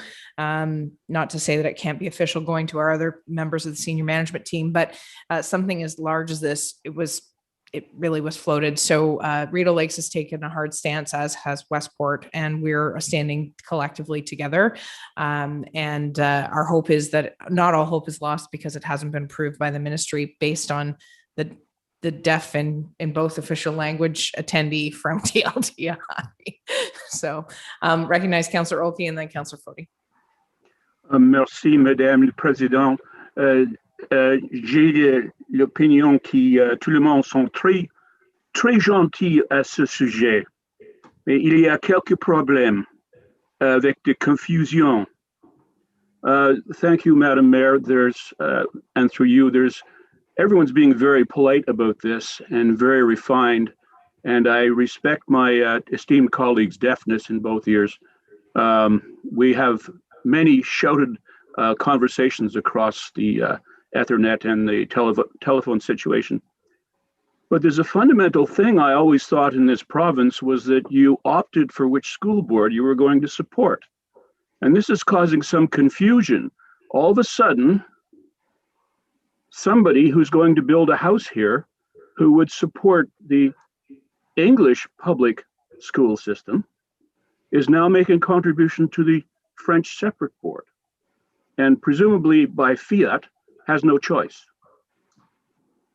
Now, it may be an apple and an orange, but at the risk of being seen impolite and insensitive, which everyone knows I'm not, this is going to cause quite a bit of confusion and resentment, I think. And I'll leave it there. Thank you. Merci, Zevsio. That was some Russian too. Thank you, Councillor Oki. Councillor Foti, you were nodding your head, so I don't know if the question was asked. Go ahead. Thank you, Madam Mayor. Actually, Councillor Oki did touch very much on where I was going to come from there. When residents indicate where their tax money is to go, where is this coming from here? This has no business overlapping. If we're going to play an overlapping game, I suggest we suggest to our ministers that with the wear and tear school buses provide on our infrastructure, that we could go back and reciprocate, and they could pay up, maybe $333 and offset the wear and tear on our roads. I mean, I'm not happy about this at all. I mean, it may have been in position for quite some time, but the way this has been handled and brought forward was ill-constructed at best. Thank you. Thank you, Councillor Foti. Any further discussion on the motion at hand? No. Seeing none, I will call the question. All those in favor, please signify. Thank you. All those opposed? And the motion is carried. Thank you. Next on the agenda for this evening is Planning Report Heritage Celebration Grant 3 Front Street, Rockport. And the motion reads as follows: that the committee of the whole recommends that council approve the application for Heritage Celebration Grant received for 3 Front Street, Rockport, for painting of existing windows and porch for up to $2,500. Mover and a seconder, please. Councillor Gorell and Councillor Foti. Any discussion on the motion? Seeing none, I will call the question. All those in favor of the motion at hand, please signify. All those opposed, and the motion is carried. Thank you. Next, operations report, unplanned road repairs. And the motion is as follows: that the committee of the whole recommends that council authorize staff to proceed with the repair of the unplanned road repairs, and that the committee of the whole recommends that council transfer $205,000 from the Capital Infrastructure Reserve Fund for the repair of unplanned road segments. And the motion is moved by Councillor Jameson and then seconded by Councillor Foti. The motion is now on the floor and up for discussion. Who would like to ask any questions? I have Councillor Maybe and then Councillor Lackey. Thank you, Your Worship, and through to Operations Director David. In the report, you mentioned, and specifically to Rock Road, you're going to excavate to a depth of 0.45 meters, which is up back in the 80s to about that depth from the original road bed. So I don't believe you're going to get into the actual issue that's I had mentioned before for 22 years. I'm well adversed on how that road's been treated over the years. And, good efforts made by all who have done it before, But I think we need to go a little deeper. I know it's a big price item right now. It's a big ticket item. But if we're going to do anything, how about let's do a test hole in the worst area. Let's find out how deep we need to go so that we may make a more accurate costing factor of how we're going to actually solve this once and for all, perhaps, because it's been a soft spot for years, and in the several areas. But there's one specifically that just keeps coming and rearing its head every year, no matter what. And in turn with that also is, if we're excavating some of this soil which is in fairly good order, I'm wondering whether the Marble Rock Conservation Authority parking lot or the road could be widened a bit, because every time I go by, mainly because people are out hiking more in the COVID period, I can count easily 20 cars parked to the side of the road, plus the parking lot's totally full. Great to see people out, but I think we need to also look at making the roadway maybe a little safer by giving a bit more room somehow. And whether the Cataract Regional Conservation Authority, who actually monitors that parking lot, need to increase their parking lot, or we can widen the road. Either or I'm good with, as long as we can start to help mitigate that little issue. And let's see, definitely need to get that. And that's kind of a hard surface tar and chip Marble Rock Road. So that would have to be redone also to that affected area. Thank you very much. Director. Thank you. Through your worship. Councillor, maybe, yes, I agree. 0.45 is just a typical cross section. We had included a contingency fund as well to the overall, in case we did have to go a bit deeper. But I do like the idea of digging some test holes, get a sense of what we're up against, and then go at it from there. So that duly noted. Okay. Excellent. Thank you. Deputy Mayor, go ahead. Sorry, I'm just trying to unmute. You're unmuted. Go ahead. Oh, sorry. Yeah, it goes back to what I've said for many years is, Marble Rock Road's been done probably 3 times since I was first elected, and we've done the base ourselves, and then had a contractor come in and do the top side. So basically that we don't have any warranty because we did the work. So in my opinion, we should let the people that build roads. And I think we as a municipality should maintain them. Because we've been in a lot of trouble, because these are the same roads. Again, this is the 3rd time that Marble Rock has been done, and I've talked to the director of operations, and it hasn't been the whole road. It's been different places on the road. But again, we're the ones who have probably made the mistakes. So maybe down the road, we can sort of change the way we do business. Director, do you want to speak to that? Sure. Through you, your worship, you're correct. The road has been reconstructed 3 times. There was one small section that was reconstructed in 2012, one section that was done in 2013, and 2 sections that were completed in 2018. The condition of the road it corresponds with the age of being reconstructed. We're talking 9 years for the one segment, and it's at the end of its life right now. That's what it's showing. In the field, when we had rated it in the fall, it was a 58, but due to the EDR, emergency detour, it saw significant wear and tear, which was unexpected. In terms of warranty, if we were to have a contractor complete the work, I know that our unit rates for reconstructing the roads would be twice what we have estimated. Typically, they're about $250,000 to $300,000 a kilometer. So with our current budget, we get about 2 kilometers of reconstruction done per year. And at the end of the day, we would end up with the same warranty that we get right now with a 1-year construction warranty.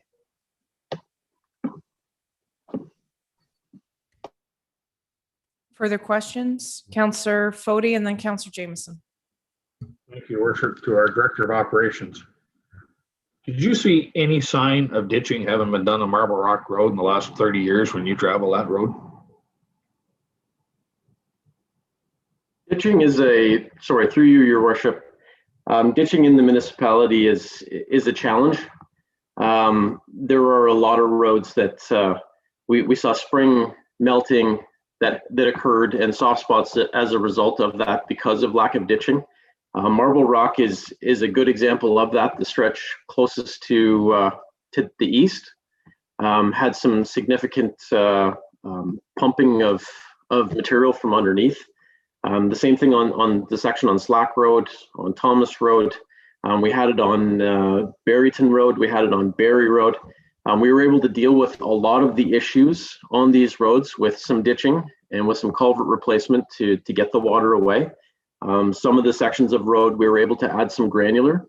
It was just lacking some base, so we addressed the majority of them. But then we came to these ones, and yes, Marble Rock does need ditching.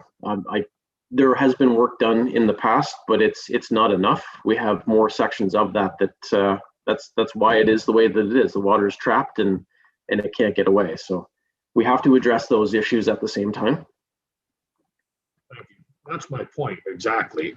I mean, the reason some of these roads, Marble Rock being one, there are others, Kidd Road North, and the reason these problems keep reoccurring with reference to the deputy mayor is because it's not being ditched out. The water has nowhere to go. It doesn't care whether it boils up in the middle of the road, the side of the road. It likely isn't going to build up in the ditch because there isn't one. But with reference to how many times we have to do it, it'd be a hard sell to the residents on Marble Rock. Do they really care how many times it's been done? It needs to be done again. It's in terrible shape. You've alluded to some of the reasons for it. Deferred traffic that likely shouldn't have been there in the first place. I mean, live and learn. We can perhaps mitigate that again from happening on an accident detour basis if they, those that set up those detours would confer with our operations department. That would maybe avoid some of this. But I'm all in favor of, I think we need to let our current staff, who we haven't had before, play out and just see what they can do for us before we throw all our money, as what was referenced, at 2 and 3 times the cost to another company. They're doing it for profit. Maybe we should take that profit and put it to use. Thank you. Further questions, Councillor Jameson? Just to comment, Your Worship, hear what everybody's saying. I guess after 12 years of being on our roads, what I haven't heard in the last 2 years, and I'm now hearing now, and again, I reference the asset management exercise, we may actually have a plan. Instead of the squeaky wheel response to everything goes wrong. And I know the squeaky wheels phone me all the time, and that's their right. But the reality is, if you actually implemented a plan and stuck to the plan, you may actually find, and I think that's what Councillor Fody is saying, that we might actually get value for the dollar over the longer term by allowing the professionals to make the judgments and not us. Thank you. Further questions in regards to the report and the motion that's on the floor? Seeing none, I'll call the question. All those in favor, please signify. All those opposed, and the motion is carried. Thank you, gentlemen. Next on the agenda is unfinished business. Do any of the councillors have any unfinished business? Go ahead, Councillor Maybe.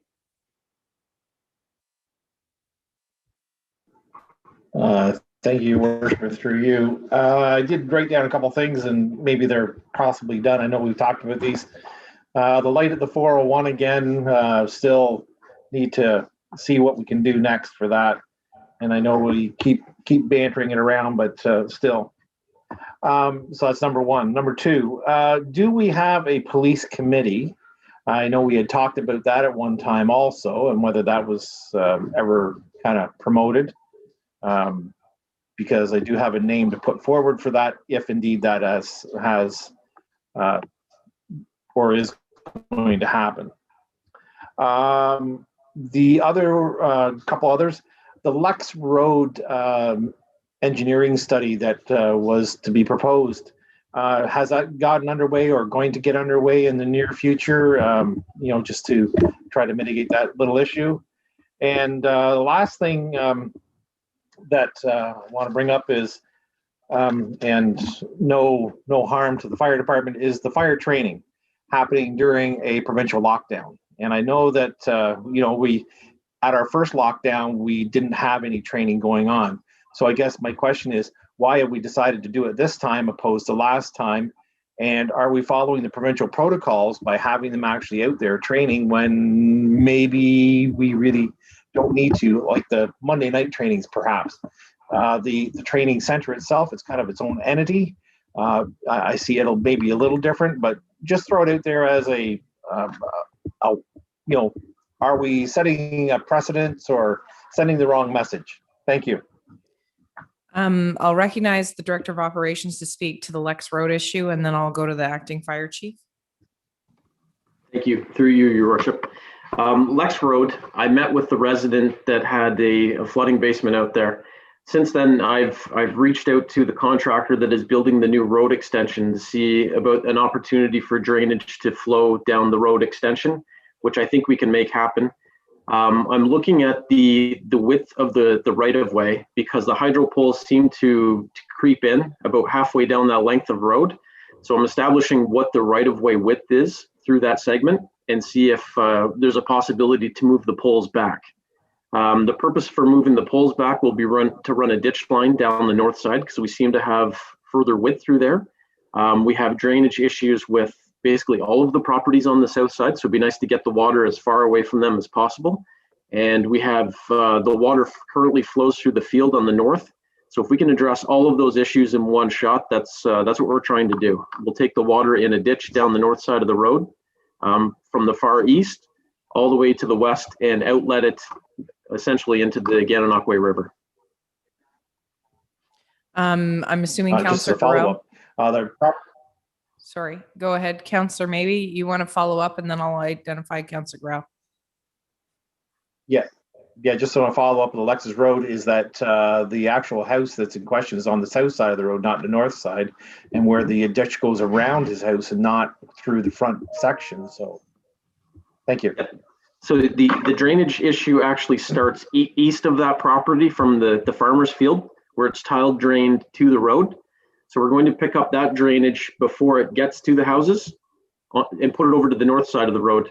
We're also going to deal with further drainage to the west because the houses further to the west are having issues as well. It might not be flooding their basements, but it is flooding their front yards and driveways. So we'll have cross culverts that take it to the north side of the road. And like I said, just get it as far away from those houses as possible to try to dry things out. Excess material from the project, I anticipate that we'll be able to do some filling in the back of that property. We can give them the material and they can do whatever they want to do on their private property. So we're trying to address all these issues with one ditch. Okay, Councillor Gorell, you want to add another comment or question? A couple of comments. One, I'm thrilled to hear that from our Director of Planning. Thank you, David, for taking the initiative. This was brought up, I can't remember, a year ago.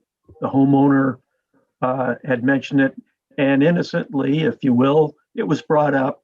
And at the time, a very serious response came from the current, at that time, Director of Operations. And it was a woebegone, this is going to cost you a massive drainage study. And the whole thing got set aside for that very reason. 3 councillors drove on that road and we kicked it around, we kicked the dirt and said, this looks pretty darn simple to us. Just what you've described, Dave, in terms of getting the ditching done and moving the water to the west. That seemed an unsurmountable problem a year ago. without a full-on engineering from, what is it, Macintosh, Perry, or whatever. And it was actually, I believe, written into a budget at one time. So with that preamble, my question is, are you confident that we don't need some kind of study? I certainly hope we don't. It just seems so darn straightforward. And I would also say that at the time, I believe that homeowner, someone was helping him out and he was told to stop by our township, probably for the reason I've just mentioned. So that's before your time here, but that was as clear as day to us and to me. So I hope that you are correct, and I hope you have real confidence in what you're saying there. It'd be great. Thank you. Thank you. I can make water flow downhill. I think that the Director of Operations background and the civil technology expertise, I think, leads us down a path that we're pretty confident that we can address this. Sorry, I shouldn't put words in your mouth, Director of Operations, but after having a conversation with him, He's a very draining fellow. I think that it can be addressed. Councillor Fody, and then I'm going to move on to the acting fire chief to deal with the other question. Thank you. Your worship, Councillor Grell is absolutely right. The time frame will be 2 years this August that we were there, because if you recall, we moved over from the plowing match that was right next door. Have a look at it. That'll be 2 years this August, and it's nice to know we have somebody in the director's operation who was willing to take a stand, and I'm real encouraged to know he knows how to make water flow downhill. You have to have a ditch to do that. I have committed to the property owner that this would be dealt with in 2021. Thank you, Director. Yes. We'll go to the acting fire chief in regards to the question regarding the training center. I believe that you had mentioned this before, but it bears repeating just the same. Go ahead. Thank you, and through your worship. Councillor, maybe you're correct. In the beginning, first pandemic lockdown, we were told we could not train. We weren't recognized as essential as volunteer fire. We weren't recognized as essential. That has changed over the time. Throughout the pandemic, they've realized that volunteer fire department response is just as important as the full-time complement. So with that, we've followed all the protocols we can follow. Currently, what we're doing is luckily it's now spring and working into summer, we're doing the best we can to do as much of the training outside as we can. Everybody's masked. We follow the same protocols we do within the office as far as checking in, doing our temperatures, and working through that. So with the training center, we're in constant contact with the fire college and their protocols of what they need to see. We're limiting class size as well. We've actually got a course coming up where we're going to actually split and we've got 2 courses at the same time. So we're going to ship one to Lansdowne up in the training room there, and we'll have the other folks do their inside stuff in the truck bays where we have a little bit more room for that as well. So yes, we're definitely following all the protocols, and I think it's very important that we continue to do the training that we do. Okay. Yeah. I think Just that a quick answers the question. follow-up. Oh, okay. Go ahead. Is there any large numbers of firefighters who aren't training then because of the potential of catching COVID or any fear of it? We have a few that what's the percentage? Is it 50-50? Through you, your worship. No, I would say it's way less. I would probably, of the 60 firefighters we have currently on staff, we've got maybe 3 or 4 that have not been coming to training. So we've offered other means to do some online or whatever. They're still continuing to work and be out in the public. They're just choosing not to come to fire at this time. So it's a very small number. Okay, thank you. Any further unfinished business from the council members?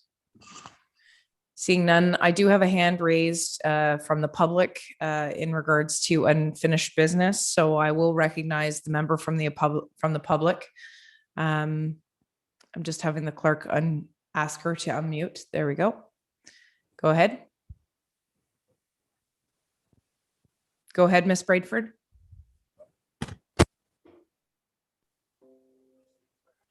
Ms. Bradford? Yes, can you hear me? There we go. I can hear you now. Thank you so much for your time. Just a quick follow-up. You may recall at the April 6th presentation, I spoke on behalf of our delegation at the Killenbeck Lane Association with respect to some concerns around a short-term rental Airbnb ghost hotel operating on our laneway. At that time, we have proposed a current solution that would see the application potentially of the current zoning bylaw to recognize that this operation was in violation, specifically with respect to being a commercially recognized use under section 2.179C as a tourist lodging accommodation, and further under section 6.1. So we have a couple quick follow-up questions. One, is there any update to the proposed solution of finding this activity and the current use of property as a violation to the current zoning bylaw? Two, if we're misinterpreting the current zoning bylaw, in particular with respect to the definition of a current, a tourist lodging establishment in section 2.179C, we wonder if there could be an example of what might be referenced there. Second to that question, part B, would be if this is recognized as a home-based business, it's in violation under those bylaw clauses as well. And I've sent an email to sort of identify that in advance of this meeting. And then thirdly, with respect to the long-term development of a short-term rental bylaw, has a committee been struck, or will a committee be struck to sort of monitor outcomes and milestones for such a complex project? Thank you. Director of Planning, would you like to speak to that? Thank you, through your worship. I can confirm that work is ongoing with respect to this. It's a lot of work. There's a lot of information to review. Obviously, anything that comes forward has to stand the test of the LPAT, as well as any other type of challenge in court. So we are reviewing the situation. We do have all of the correspondence that Ms. Brayford has provided and are reviewing all of it in detail. But at this point, I'm not prepared to engage in a discussion around specific sections of the zoning bylaw. I will address those in the report that comes forward to council. And when that report does come forward, based on the research that's been done to date, it looks like we'll probably be presenting some options for council to consider in terms of how council chooses to proceed with this. So I don't have detailed answers for you at this time, but I'm hoping within the next few months to be able to bring something forward for council consideration. This is a bigger thing to consider than one property, and so we have to make sure that we have all of our research done and in order to bring something forward. Thank you, Madam Planner. Are there further questions from any gallery members in regards to unfinished business? Seeing none, we'll move on to other business. Is there any other business? I see no hands being raised. Next is a motion that's being put forward that the Committee of the Whole recommends that Council approve the amendment to the 2021 schedule of meetings to move the June council meeting from June 21st, 2021 to June 14th, 2021. And I need a mover and a seconder for that. Do we have a mover? Deputy Mayor Lackey, and a seconder, Councillor Maybe. So just a quick synopsis. This was when the clerks usually were away for the clerks meeting, which is why the schedule was done up as we always do it. But that meeting is not happening, or it's virtual, so nobody's away from the actual municipality and still could be in place to make a meeting happen. Also, I believe that our schedule spoke to, and it's not in the motion, but I figure we should bring it up at the same time, something to do with the August meeting. Is it still standing? Yeah, so the way that through you, Madam Chair, schedule of meetings was approved is that currently there are no August meetings. There's no Committee of the Whole or council meeting scheduled for August. And I know council wanted to discuss that last year, I think around this time. So if we're making the amendment already, anyone have that discussion, whether you want to amend the schedule of meetings to include August or leave it open for council and staff vacation, which is primarily what it's intended for. That discussion can happen now. So thank you, Madam Clerk. So as far as the June meeting, I think that's pretty standard, but I would like to hear the feelings from councillors if anybody is adverse to leaving August uninhabited by a meeting to allow for vacation, or if you feel strongly that we should have something otherwise. Last year, just as a refresher, I believe we had a special meeting in August to address some issues due to COVID. So I'll recognize the Deputy Mayor, and I think Councillor Jameson had his hand up, and Councillor Fody. Oh, sorry. Thank you, Your Worship, and through you. I have no problem with an unscheduled meeting as long as, you know, if there's any issues that come up, especially with the planning and building department, you know, any time sensitive things, I have no problem in having meetings as you would call them. Okay. Councillor Jameson, then Councillor Maybe, then Councillor Fody. Oh, you didn't. Sorry, I apologize. Councillor Maybe, and then Councillor Fody. Thank you, Madam Worship. I'm also in agreement to leave August as a free month so that we can enjoy the summer weather as we are looking forward to it. But if we do need a special meeting, certainly more than agreeable to be attending it and making it happen. Okay, Councillor Fody. Thank you, Your Worship. I'd rather leave this in the hands of the staff.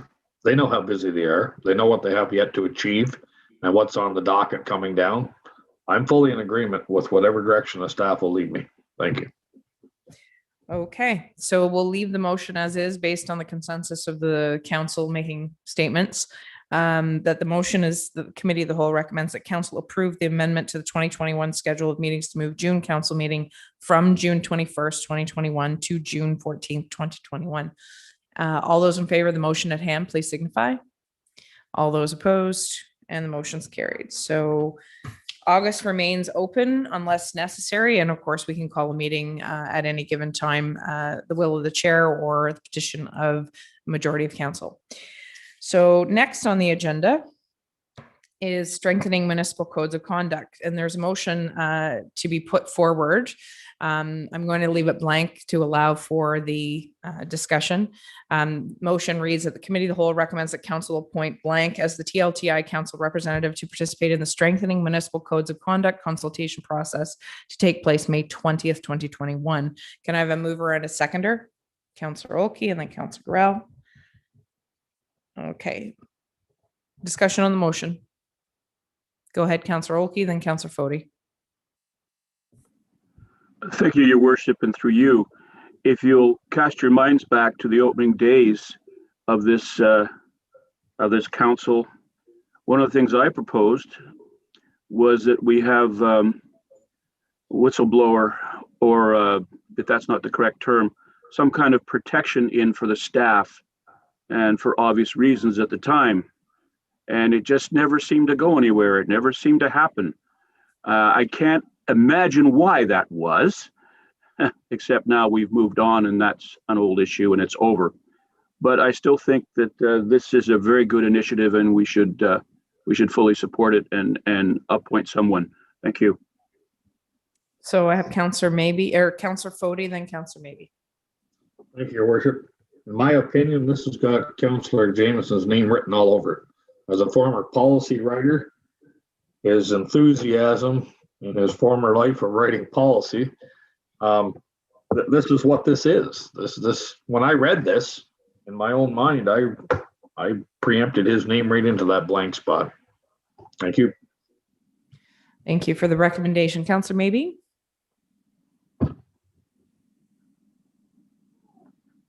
Thank you, Your Worship, through you. Okay. Sorry, I'm recognizing Councillor Maybe, then sorry. Councillor Jameson. Okay.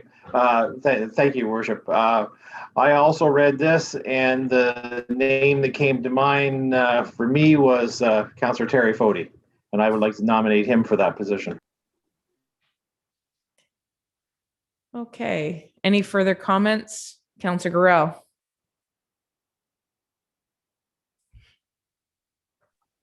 Yes, and thank you. Through you, Your Worship. I would like to nominate Councillor Jameson for this position. And if I might, I would ask Councillor Jameson what he sees as the importance of this to this township. It on one hand, yes, just that. I'd like to, if he would, he's not obligated to, but I'd be curious to hear what he might add. Thank you. Before you do that, Councillor Jameson, I'll let Councillor Fody speak. I don't know if he's willing to let his name stand or what he's trying to do, so I'll let him interject before we go to Councillor Jameson. Go ahead, Councillor Fody. Thank you, Your Worship, and I will thank my fellow colleague, Councillor Maybe, for the nomination, but I will decline and secede to the power, and that would be Councillor Jameson. Thank you. I'll recognize Councillor Jameson to speak to the question that was presented by Councillor Garrell. Well, it interests me, that's for certain. And I would have to say that my own view of it is that like other environments and some I've worked in, the municipal code of conduct has been fairly primitive and focused on punishment rather than preparation.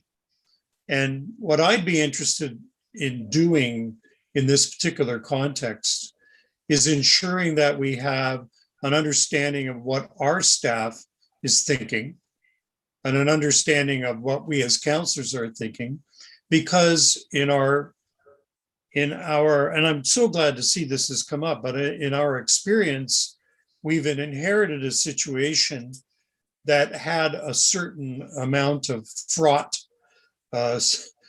situation that it was. And we've found that by working together on consensus, trying to understand each other and supporting staff, that we've been able to move ahead. And I think this exercise allows us to show that a small municipality can emerge from a lot of conflict. But also I'm a firm believer that we need to take the message about preparation, because let's be honest, with one exception, we were all pretty green coming into this, and the orientation wasn't particularly strong. And so there are a number of things that can be done ahead of walking into the room and making decisions that might get us in trouble, that could help us move ahead. So that's my interest in this, is to ensure that the message about being prepared and understanding the obligations are very clear. And that may actually reduce kind of nefarious behavior that we observed and that we see going on in other municipalities. Thank you.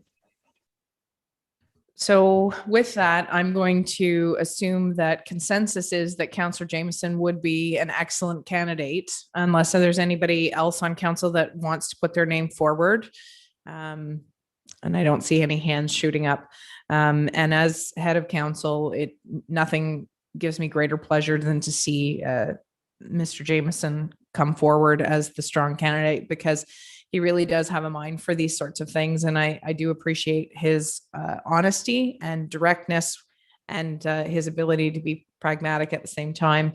But I had a brief conversation with him in regards to this very issue, because it was asked of me, but I wanted to put forward to all of council, because I think it's an extremely important issue based on previous other behavior that's happened around us within our own walls, but also that we take into consideration the staff and the toll that it takes on staff when things are handled poorly at the council table, and how that disrupts the overall equilibrium. We're absolutely here to ask questions, but it shocks me in some cases, the lack of decorum.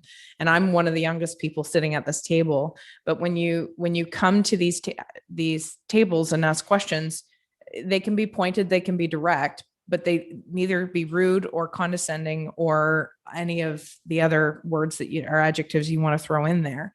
And banging the table and banging people over the head often doesn't get any further. So asking the questions is important and imperative, but how we do it is just as important. And I think the training that Councillor Jameson speaks to is also the key, because a lot of people, including myself, when I ran, I had the benefit of being on boards and being head of other organizations. So I had some benefit, but really no true preparation for the council table and the responsibilities day to day. But hopefully I've slipped into that as best I can. So I'm going to put Councillor Jameson's name in here with the nodding of heads of everyone else around the table.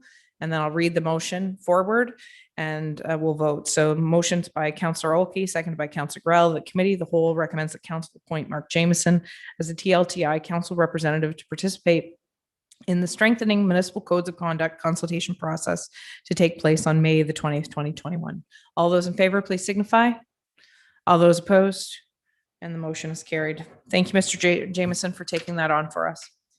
I'm going to ask for a motion to extend very briefly. Just because I do have some things that I believe are important in the mayor's update, and we haven't asked for a notice of motion. So can I have a mover and a seconder for that committee of the whole be extended by 1/2 hour per section 5.01 of the procedure bylaw? I have Councillor Jameson and then Councillor Maybe. All those in favor, please signify. Thank you. Okay, so next is notice of motion. Do we have any notices of motion? Any notices of motion? Third and final time, and any notices of motion? Seeing none, we'll move on to the mayor's update. So May is a full month, and something that came to mind recently, and sometimes and sort of underscored by Malroz's presentation today, is that the unsung heroes that we have at the landfill, their work doesn't go unnoticed. And the reason I feel important to underscore this is because during all of COVID, they've never been not at work. We didn't shut the landfill down. In fact, our landfills have seen an unbelievable spike in use. Even right now, I've been going to the dump more than I have been in recent months. And I am awestruck by the number of people coming and going after multiple trips in one day, but also the piles of brush, the management of the coming and going. And there is a lot to do there in a day's work, especially on a Saturday. And I just want to extend my personal thanks to all of those who work with us at the landfill, because we don't see them, generally speaking, unless we're going to the dump. We don't see them around the offices, generally speaking, or in the back shop. So please, Director of Operations, please pass along our appreciation for their dedication and the ongoing management of our landfill sites. Another huge thanks is to our fire department and our volunteers. It's been an extremely busy start to this season. We've had a little bit of rain in the last week, but prior to that, things were still pretty dry around here. And that was very apparent with the grass fires that happened, as well as we had a structure fire, which was a total loss. And we have a person who's homeless now in our municipality. It was, I believe, one of our building inspectors who called it in, unfortunately, on his way to inspect something and saw the flames. But nonetheless, the fire department were there and were there quickly. On the weekend, it was actually First Responders Day on Saturday. And it couldn't have been a better day to underscore the dedication and the commitment of our volunteer fire department. There was a fire in Ward 3. It was a farm. Drive shed caught fire and was about to jump to the dairy barn with all the cattle in it. And because of people's commitment and volunteer hours, and I can't underscore enough that it's volunteers. These are our friends and our neighbors that are jumping into their vehicles, getting here quickly, running to those fires, running into buildings, letting animals out, getting hay out that's on fire for little to no pay. And I know that that family was able to milk cows that night because of the quick action of our fire department. So thank you, the acting fire chief, and all the volunteers, all 4 stations, for calling and being there at the ready. So thank you. Thank you very much. It's also celebrating youth, as we did earlier this evening by awarding the bursaries. The TLTI is definitely proud of its youth population, and especially for their tenacity and resiliency throughout this pandemic. And that we are proud to award those bursaries to support those for higher education, and hopefully they come back and become community leaders or continue to be leaders within their community and future leaders here. Also this week, there are some new faces in the township. We have some of our summer staff starting. So if you see somebody new and they have staff shirts on, please say hello, introduce yourself, make them feel welcome. We also want to recognize that it's emergency planning month, and we do have a role to play when it comes to an emergency. Do you know what to do? Which was interesting because as I went home to make dinner for my children, my 11-year-old schooled my 15-year-old on how to stop a grease fire. So anyways, it was a good reminder to me that maybe I needed to spend a little more time with my 15-year-old. We just wrapped up April community cleanups, and we thank each and every volunteer who did roadside cleanup. It doesn't have to stop in April. It can continue on. And if you have community cleanup going on and you need bags and what have you and gloves, I know that our director of Community and Business Services has access to some of that, as well as Director of Operations. We can make that at the ready. And a reminder that there are public meetings scheduled before council meetings on May the 10th. Visit our civic web to learn more about that. There's a cell phone proposal at 3241 County Road 32, a zoning bylaw amendment for 84 Marble Walk Road, 255 Pilo Road, 325 and 327 Taylor Road West, and a zoning bylaw amendment coming forward for Fitzsimmons Road. Just for my own, for people to know what I'm up to, this is my busy week. Tomorrow morning is joint services at county. Wednesday morning is county council committee of the whole. And then Wednesday is Mapleview Lodge from 9 till noon each day. So if you're interested, I'll bring back a report to council, verbal report at high level, anything that's pertaining to our municipality and other things of interest. And that's all I have for the mayor's update. Does anybody else have an announcements before we close the meeting? Seeing none, I'll need a mover and a seconder to adjourn. Councillor Fody, Deputy Mayor Lackey, all those in favor of adjournment, please signify. And all opposed. And we are adjourned. Thank you, ladies and gentlemen.